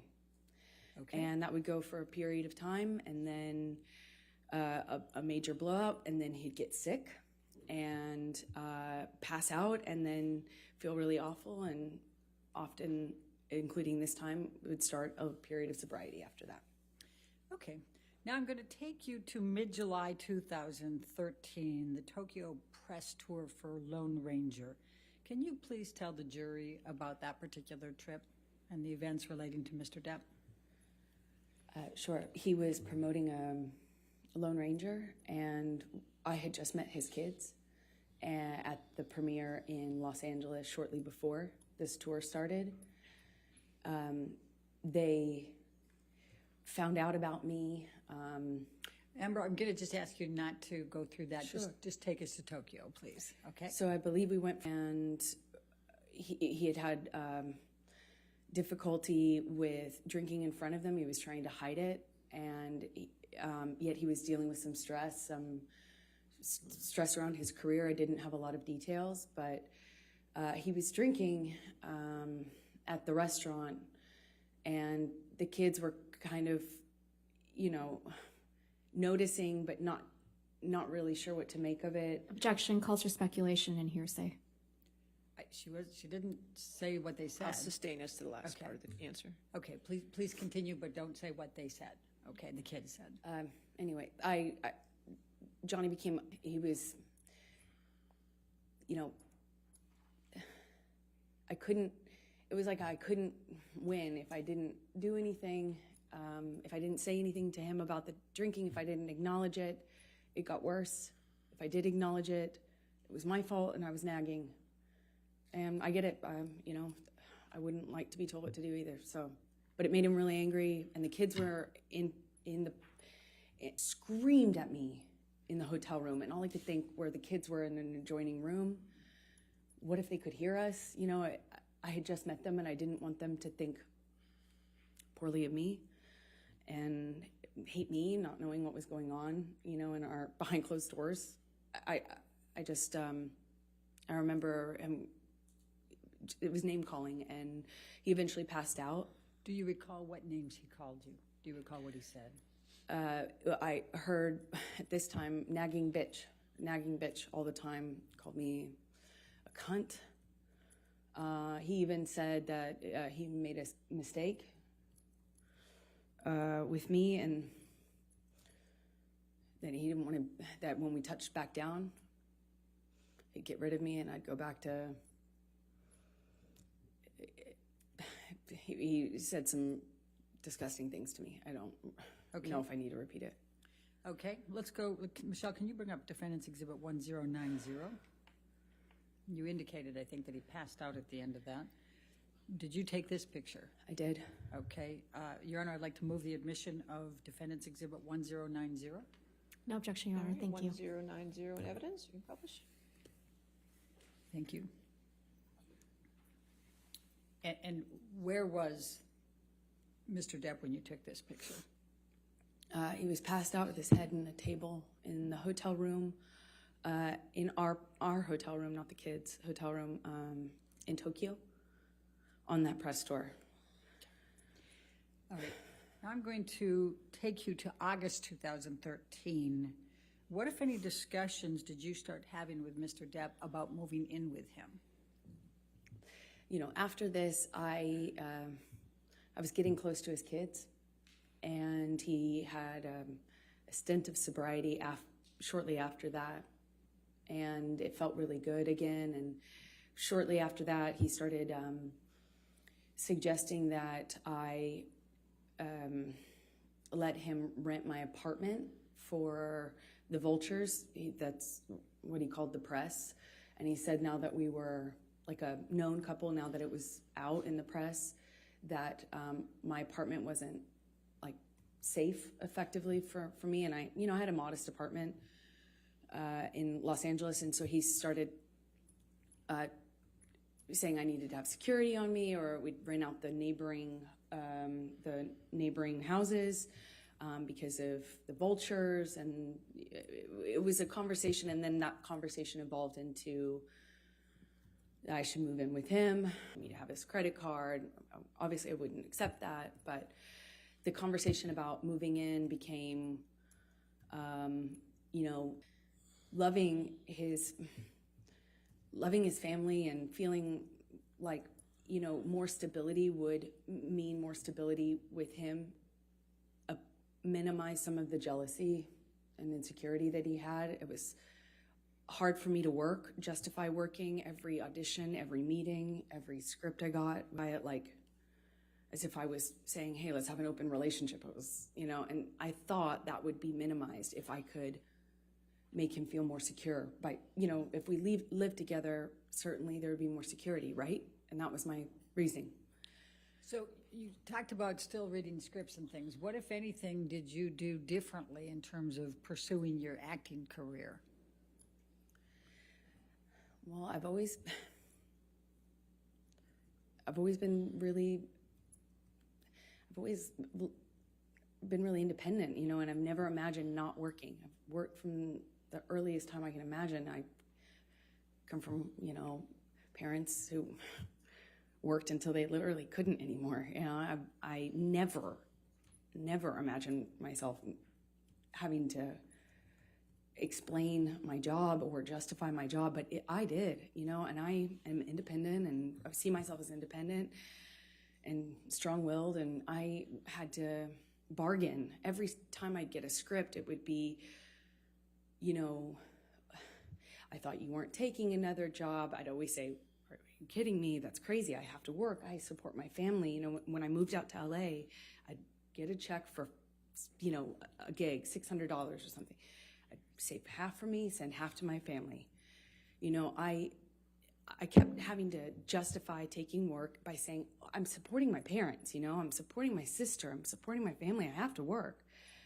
And he would say, you don't have to work, kid, let me take care of you, my woman doesn't have to work. And that sounds really sweet and really romantic in some way, but it became a real fight. Every time I got a script, it was what kind of, how I was dressing, what kind of behavior I'd have, how did I have a sex scene? And then I started saying, no, I won't take the sex scenes, or, I'll take the part where I don't play, that kind of character. Or then I started minimizing the kinds of kissing scenes that I had. And eventually I had to change the wardrobe that I could have in the movie. I couldn't have a sex scene, but that all, it didn't happen all at once, of course. It was little thing after little thing after little thing. And eventually I found myself pushing as many scripts off my desk as I could, picking the ones that had minimal makeup, dress as conservative as possible, finding ways to minimize the scenes I had where I had a romantic involvement of any kind. It was a constant battle and negotiation. So let me take you back. Did you, as a result of your discussions with Mr. Depp about moving in, did there come a time that you did move in with him? Objection leading. Overruled. Thank you. Yes. Please, and let me ask you this. You've talked about penthouse, we've heard a little bit about penthouse appointments and suites. Could you just explain to the jury the different places that Mr. Depp had in Los Angeles and what they were called, just so we have some context here when we're going through all this? It's a little confusing, I imagine. He had about, I think, 4 or 5 mansions in this beautiful,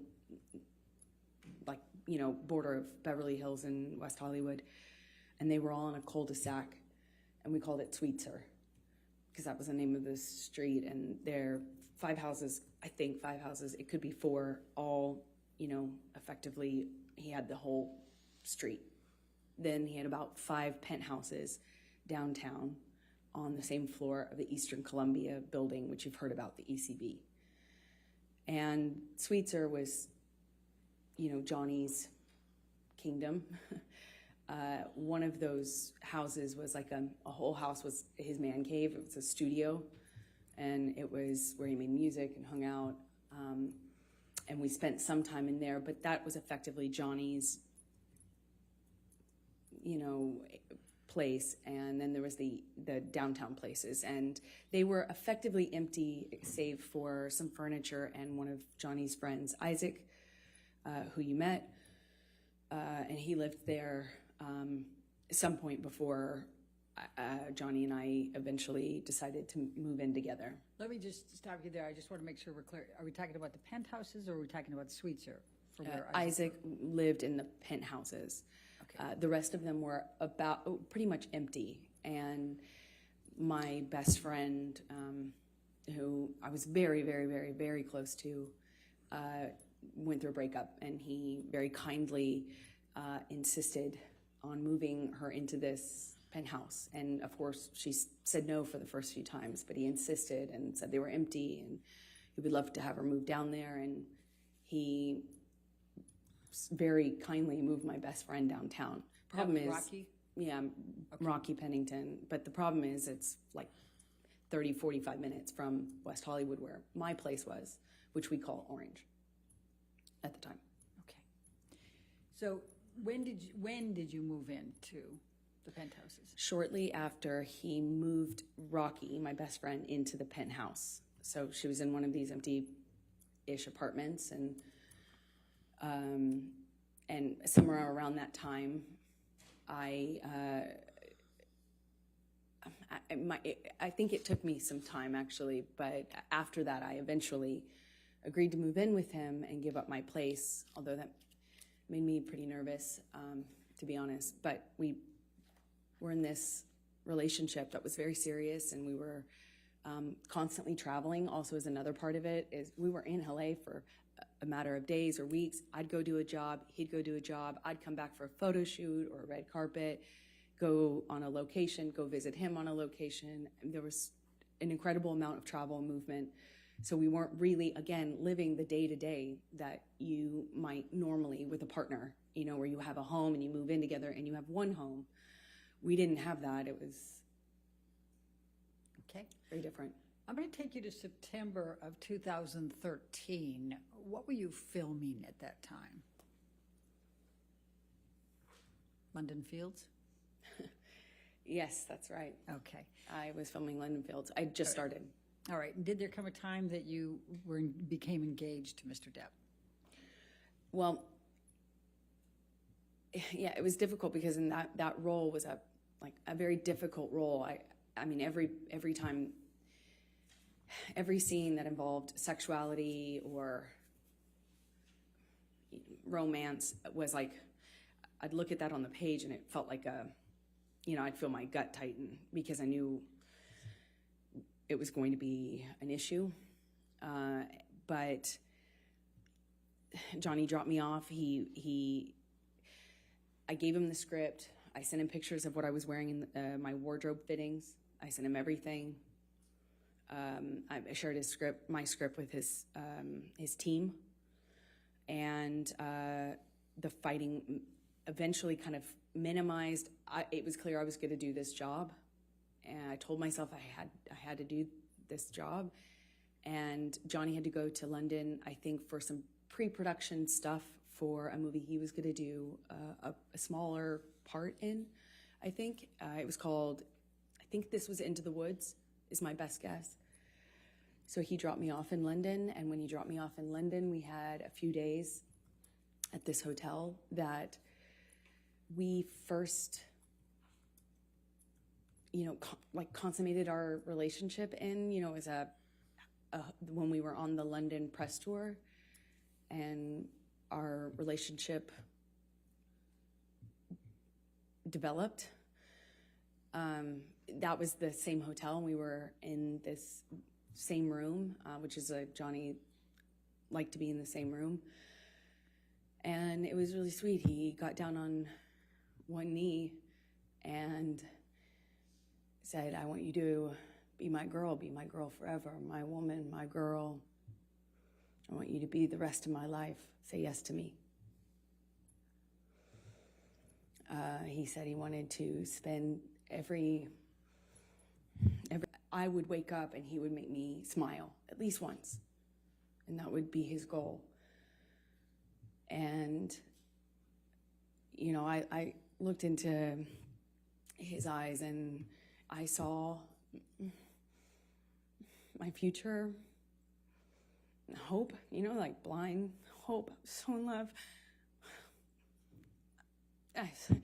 It was one of the most, I can't describe that kind of joy, I thought, if we were married, then this is real. This isn't a thing of,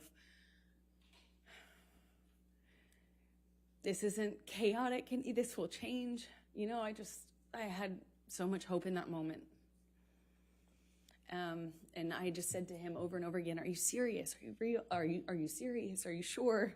Because he didn't have a ring, so I thought, is this an impulse thing? My experience, Johnny, could be very impulsive, and he said over and over again, be my woman forever. I want you to be my wife, my wife, my wife. I, of course, cried, and we had a wonderful evening, and he left shortly after, and I was, the next day I had to go to work, and I couldn't tell anyone, and I wasn't sure. Part of me was worried that he didn't mean it, or that he wasn't sure. I just didn't want it to be an impulse thing, so I didn't want to mention it. I didn't want to bring it up. I didn't want to. And I kind of I walked around for a few days like I had butterflies under my skin. And then he brought my dad out to London with my best friends. And my dad told me, Johnny has asked me permission for your hand in marriage. And I felt like the luckiest woman in the world. So while you were filming London Fields and Johnny had gone back to L.A., what, if any, issues did you have with him on fraternizing with the cast? I'm going to ask, Michelle, can you pull up Defendants Exhibit 188, please?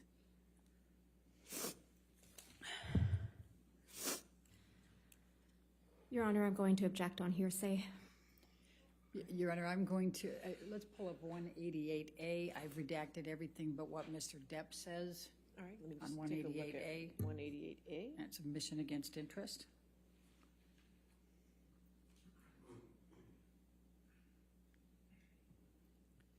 Do you have that? You don't have it?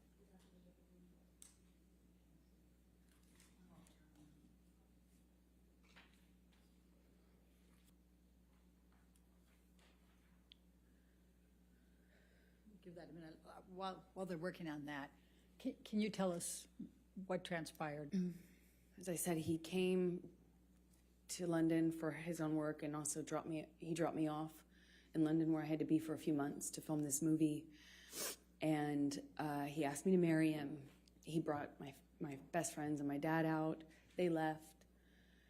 And shortly after they left, my co-star, one of my co-stars, invited me to go to a concert with him and someone. I already knew I couldn't be photographed, even if it was platonic. I couldn't be photographed with men or women that other people could possibly spin as romantic. So I asked him permission if I could go to this concert with the cast. Say.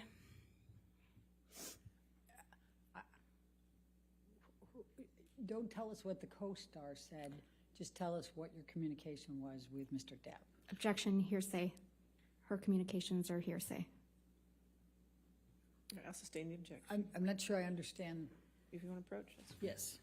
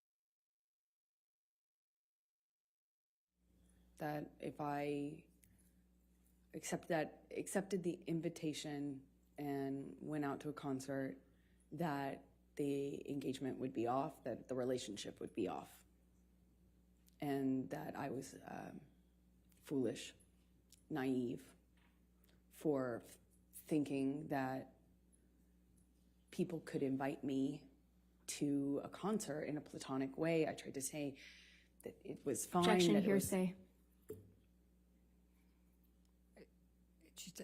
She's testifying about what Mr. Depp said. I don't understand. All right, I'll overrule that objection. Please continue. He said I was foolish and naive, that no one could invite me to. How could I be so dumb to think that somebody could just invite me to a concert? Why would they want to hang out with me?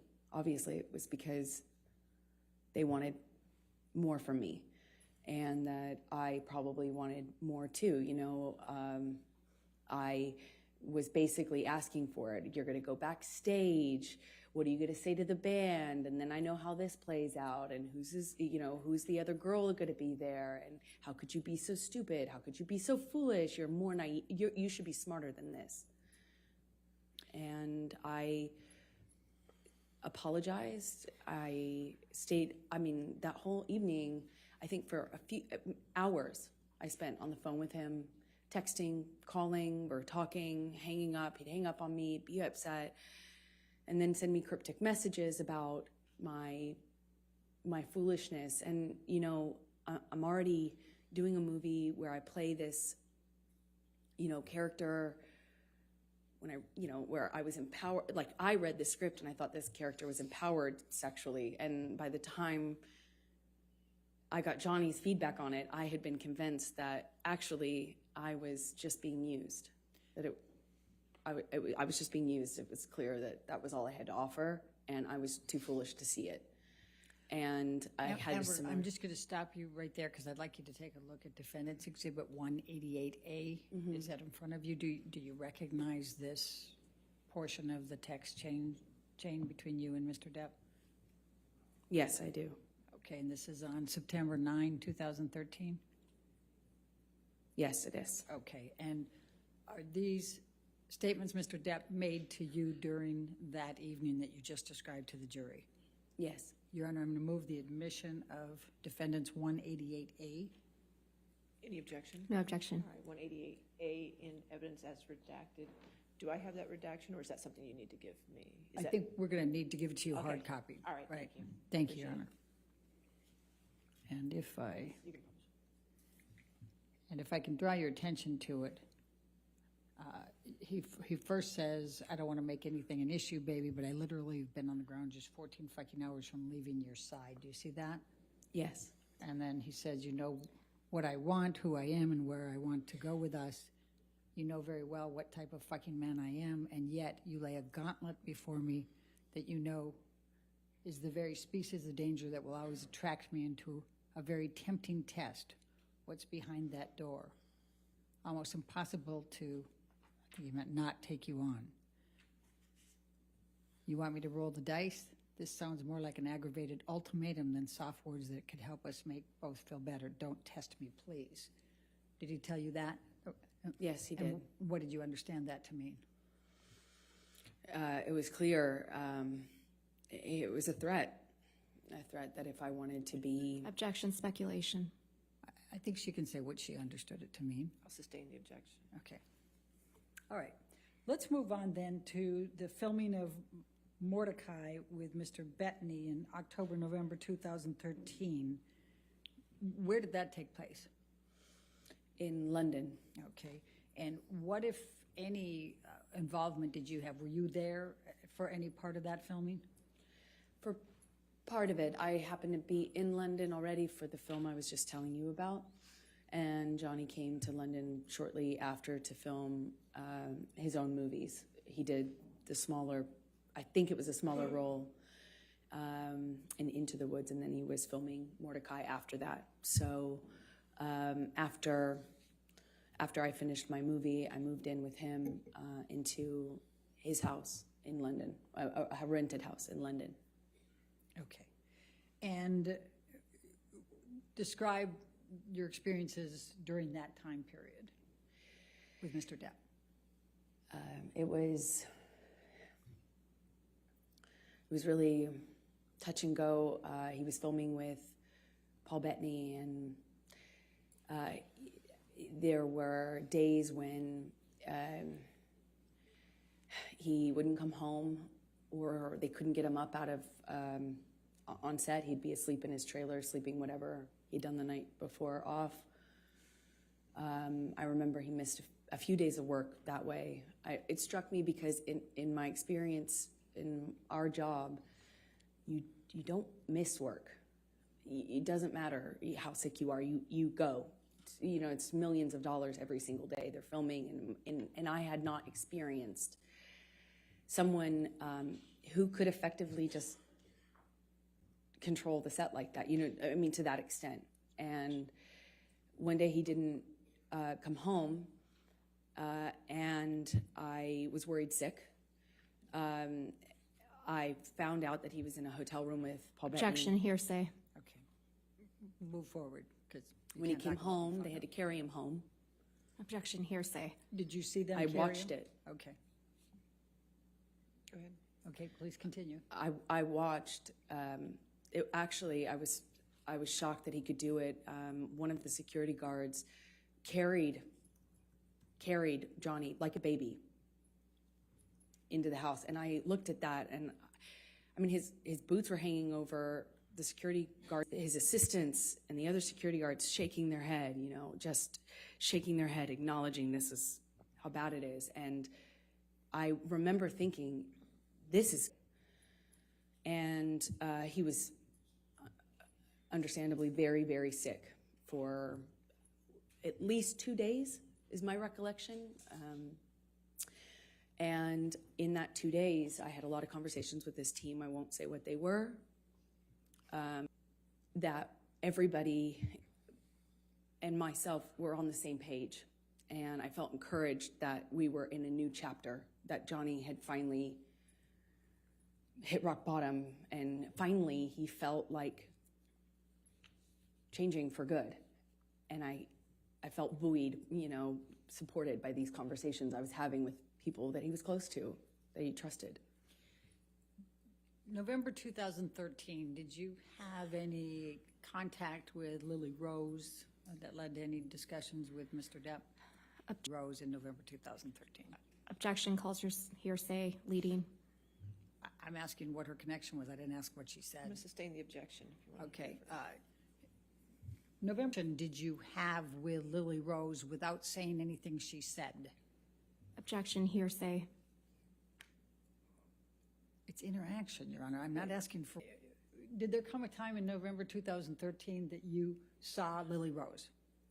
Yes, they came to stay with us for some time in the winter. Yeah, around November, I believe, 2013. When you said they, who were you referring to? Johnny's kids, Jack and Lily Rose. All right. With Mr. Depp. Objection, leading. Sustained. What, if any, interaction did you have with Lily Rose that led to an argument with Mr. Depp? Objection, leading. That, what, if any? If we approach for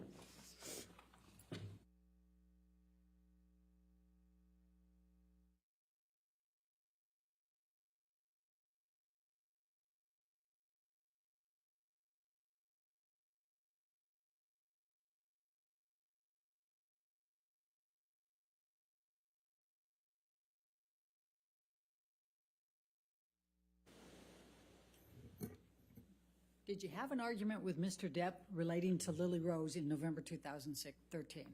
Yes. Can you please describe that? Well, I was, these kids were, I found them to be these beautiful, wildly intelligent little weirdos in the best way. They were, I was falling in love with them. And, they were in my life at that time, a short amount of time, but I loved it, and I started to feel very protective, and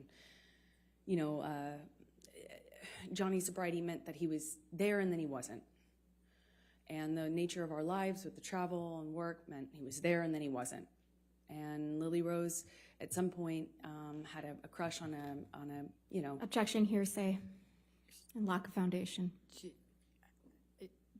I'll overrule for them. Thank you. Please continue. This argument happened because Johnny was, I didn't agree that this gentleman, it was a famous musician, over the age of 18, spent the night at the house, and I felt protective over Lily Rose and concerned. And naturally, they were not my children. It's not my place, and I understand that. I know it's a sensitive subject, so I understand why Johnny got so upset with me. But that and the introduction of the weed with his daughter, she was so young, I just felt protective. Again, it's not my place, I understand that, and I made him really angry by weighing in on that. Did there come a time that there was a family engagement gathering? Well, we celebrated Thanksgiving out in London. The kids were there. There was a stint of sobriety following how sick he got on set with Paul Bettany after one of his drug binges, and he kind of just came alive again. He even played a prank on me about having relapsed when he hadn't relapsed. It was, I started to kind of feel that with the kids being around. I did think that maybe this was it. We were on a good path, meaning to sobriety, that this was it. And our life was peaceful for a minute. It went back to being wonderful. There were these moments that just felt so wonderful. Objection, Your Honor, non-responsive. All right. I'll just sustain the objection. Okay. Take us to the engagement. There was an engagement party, correct? Then, yes, come Christmas of 2013, Johnny had rented this beautiful mansion in Malibu on the beach. It was gorgeous. And he brought my family out, and his family was out, obviously, in LA. And we stayed in this rented mansion, and we're all together for the holidays. And one evening, we were going to his mother's house. His mother, who you've heard about, was older and sick, but at home being cared for.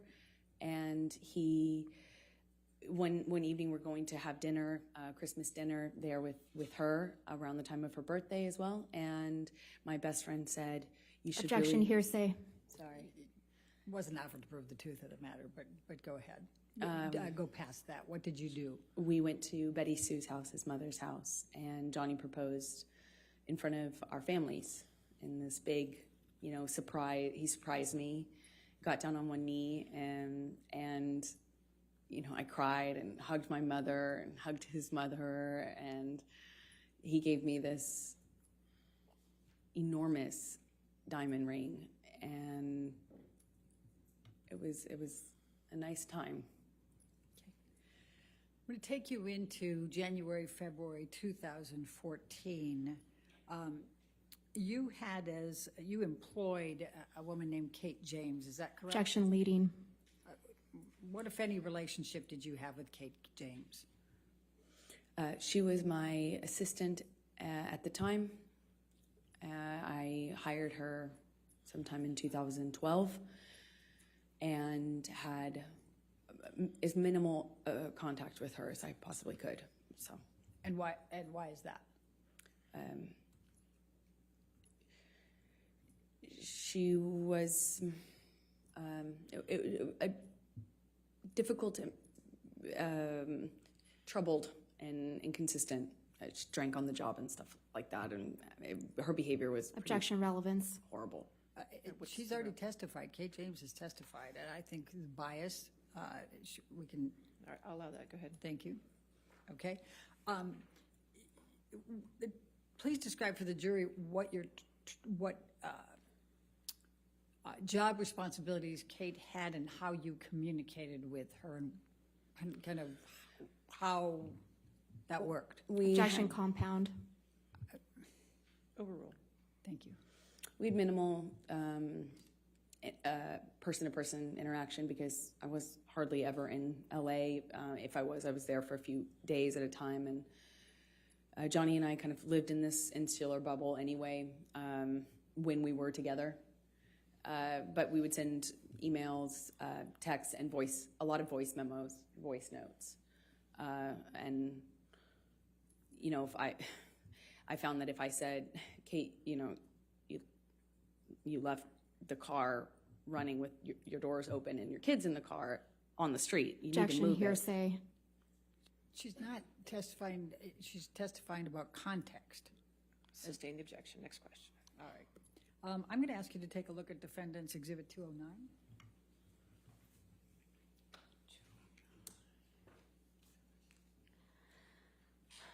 Your Honor, I'm going to object on hearsay grounds.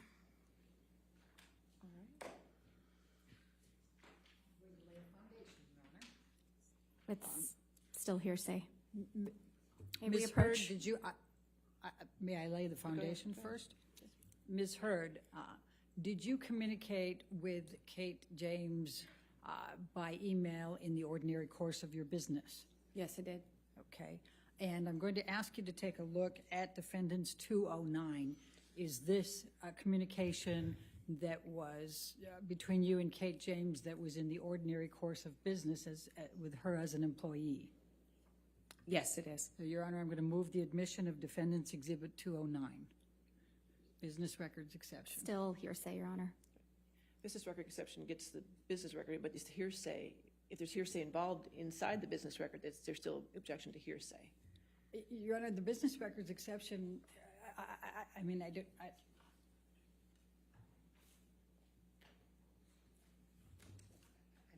agree. I think that's the point, If you that wanna- hearsay if you wanna can. approach.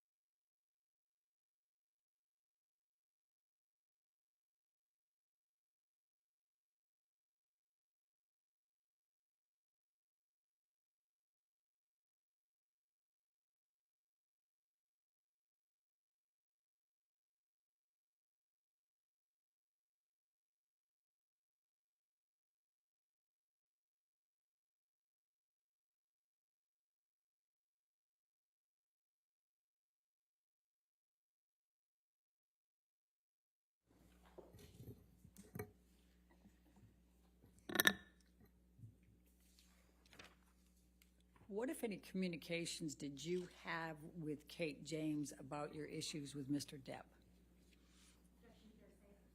Objection hearsay. Your Honor, Ms. James has testified. I'll sustain the objection. All right, well, we can take that down, Michelle. In the February, I'm going to jump to February, March 2016. What, if any, communications did you have with Mr. Depp about a prenup? Well, after the engagement, but before the engagement party, I started to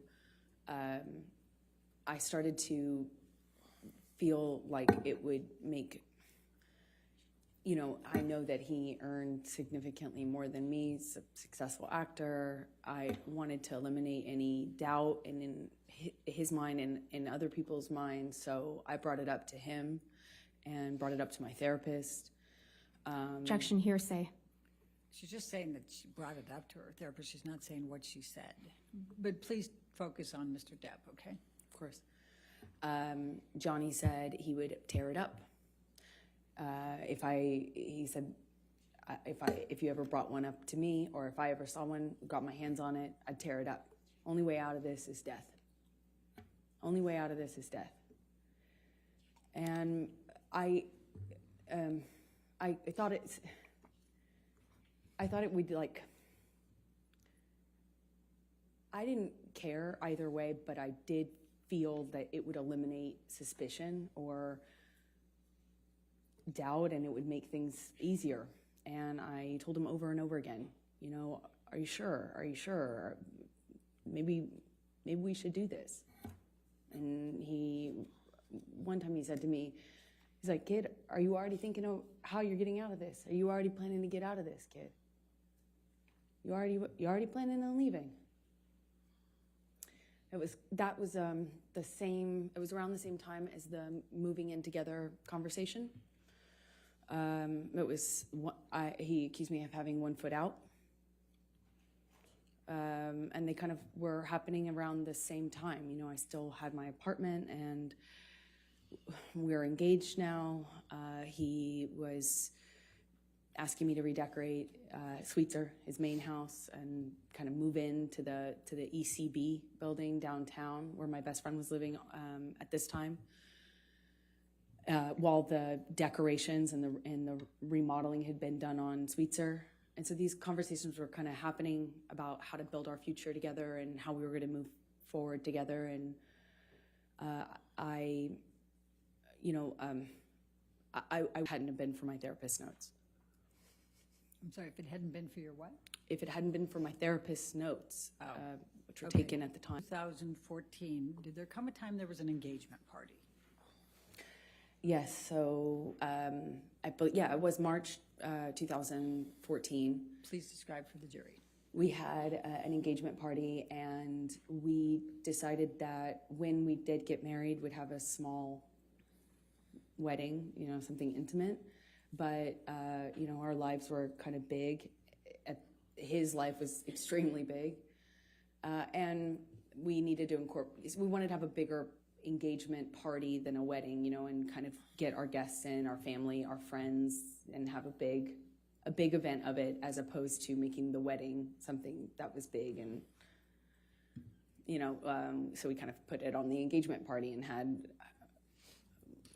a bunch of people, a lot of friends, business acquaintances, a lot of family. I had all of my family friends and my childhood friends come out for it, and I even invited my therapist. It was, a big event. Okay. And describe what took place at the engagement party.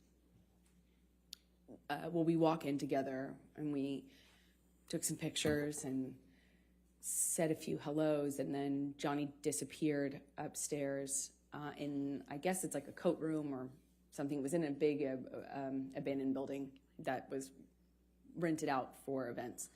And he had disappeared upstairs almost the entire party, I would say. It was kind of came down at the end when we were leaving, and came down once because he was at the time sharing drugs with my dad. Objection. Speculation. Lack of foundation. How do you know that he was sharing drugs with your dad? I was there. I watched it. Please continue. My dad at the time was was addicted to the same thing Johnny was. And so my dad had, either my dad ran out or Johnny ran out. I can't recall which of the two ran out, but there was they needed more, of course, and had to leave the party. My dad actually left with Johnny's security to go get more drugs from Objection. West Calls for Hollywood. speculation. How do you know that? They told me. Hearsay. Sustained the objection. And they left to go whatever, and then they came back with drugs, and everything was okay in terms of the withdrawal symptom, or I don't know what you call it at that point. But he still stayed upstairs. And Are you referring to Mr. Depp? Yes, I am. Okay. Please So continue. shortly after that, I tried to get Johnny to come downstairs, and he just snapped at me, just verbally told me to shut the fuck up. And I remember talking to my mom about the irony of it. Okay. We were at an engagement party, but that was pretty much it for the engagement party. And I went downstairs and entertained guests and smiled and took pictures and put on a face and, went about my evening. I'll take you to May 2014, the Met Gala. Could you please tell the jury what a Met Gala is and what's involved in that? Objection. Compound. Overruled. Met Gala is a big event, annual event, celebrity event in New York. It's a fashion event, but it's just a major red carpet event. And so you have to be invited, and it's kind of a thing, and we were invited that year. And I had already gone for the previous year or two, and this year we were going to go together. And at some point in the evening, we're sitting across the table, and Johnny starts asking me about this woman. he thought I was looking at this woman in a sexual way, and I kind of turned it around on him and said that exact same Objection thing. hearsay. It's context, Your Honor. This is I'll context. sustain the objection. Okay. Just say what Mr. Depp said then. I guess you can't tell us what you said to him. Okay. He was accusing me of flirting, and that's how the argument started. I don't recall what other accusations I was fielding at that moment, but typically in my experience with him, it wasn't just one. So you'd make a point, and then he would go on to a different accusation. But I remember that what started it is this accusation that I had been flirting at this event. We get back to the hotel room, and Johnny shoves me and kind of grabs me by the collarbone area, like not really my neck, but top of my neck, above my collarbone, below my neck. I think at that point, when we were still in the living room, I shoved him back, but I don't really recall too many specifics. I remember he threw a bottle at me. It missed me, but it broke the chandelier. And at some point, I remember maybe this was the shove that I was talking about, but at some point, Johnny and I are in a struggle in the living room, and he kind of like shoves me down on the sofa, and I get up, and I'm trying to get him off of me, and it's just stronger than me. I don't know how else to describe it. And at some point, he just whacks me in the face. And I had not, at the time, been, I think that was the first time I was like, is this a broken nose? At the time, I was unsure what that feeling was, but I suspected I had a broken nose. And other than that, I was relatively unscathed. But I remember my nose being swollen, discolored, red, and I took a picture of my face at some point and made a joke about it to my friend about how bad I looked compared to how the red Objection carpet. hearsay. It wasn't offered to prove the truth of the matter. Yes, I'll sustain the objection. Okay. Okay. Just don't say what you told a friend, okay? The Adderall Diaries. When did you start filming the Adderall Diaries? Believe May. I filmed another movie in New York with James Franco. The one I had previously shot was with Christopher Walken. That's right. Okay, so I went from one to the other and saw Johnny in these, in between, like if I got a long weekend or, I'd fly home to be with him and then fly back. Was Mr. Depp at that time?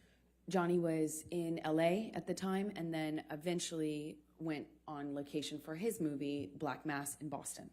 14. That's it.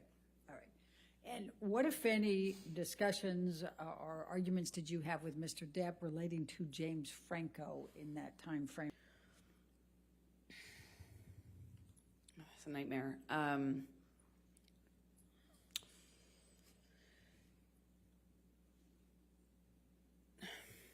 I wanted to do this independent film. Objection hearsay. Apparently, Ms. Biedroff, if you could approach, please.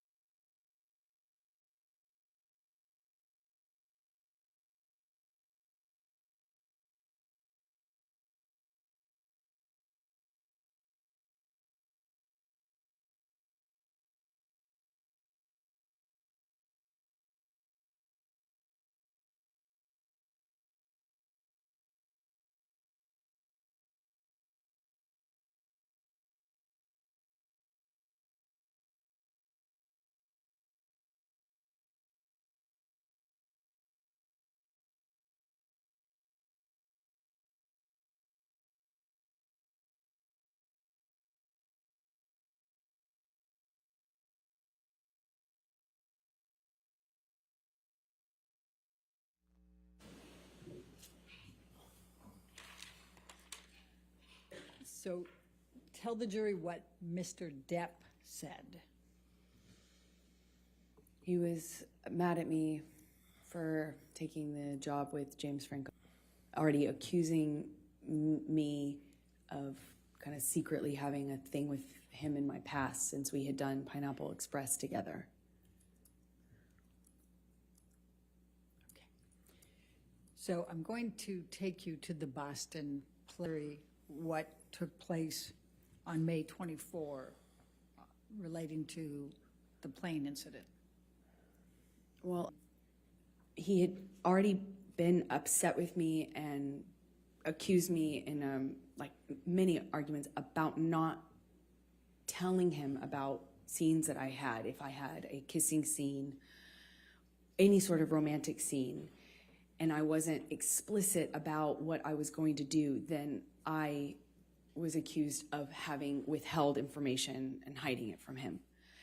So I didn't want the fight, of course. I didn't want the argument, but I had to kind of eggshell tiptoe around how to tell him when I had any sort of scene like that. And I did.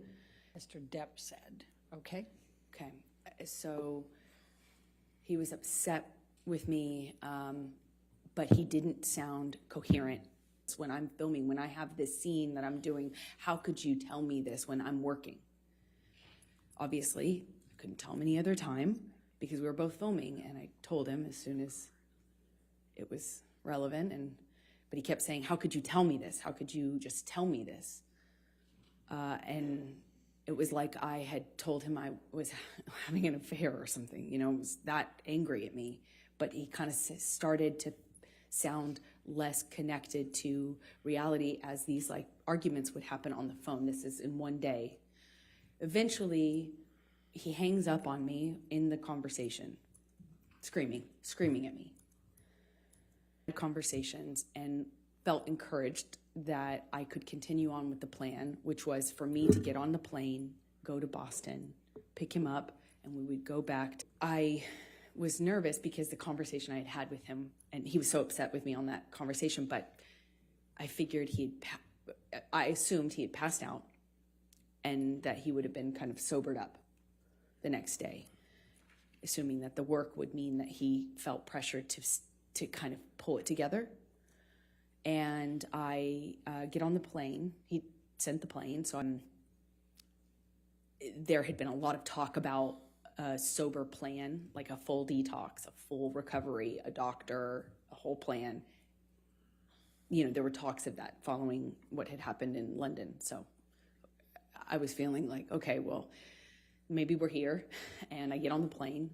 It touches down and the SUV pulls up and it sits on the tarmac for a very long time. He knows I'm on the plane waiting for him. So I kind of started to anticipate that things weren't as I hoped, meaning that he was sober and had slept it off. And I'm sitting on the plane for a very long time waiting for him, and he finally opens the door, and I see him get out of the SUV, and I can guess by how he's moving, how he's walking. I didn't realize at the time I had already become really sensitive to these little changes because my life changed depending on what he was on. And he gets on the plane, and I just knew in every cell of my body something was wrong. And he comes straight up to me, doesn't say anything to me, but is looking at me. He's got these glasses on, and he takes them off in this kind of aggressive manner and sits down across from me, not in the usual spot. We'd kind of have our places on his plane, you know, where you get used to sitting. And I remember I got up and moved to accommodate him getting by so he could sit in the normal seat as per. We take off, and at some point he's asking me what's wrong with me, what do I have something to tell him? Drunk, I already know he's using, he reeks of weed and alcohol. I mean, his breath smelled so bad, and I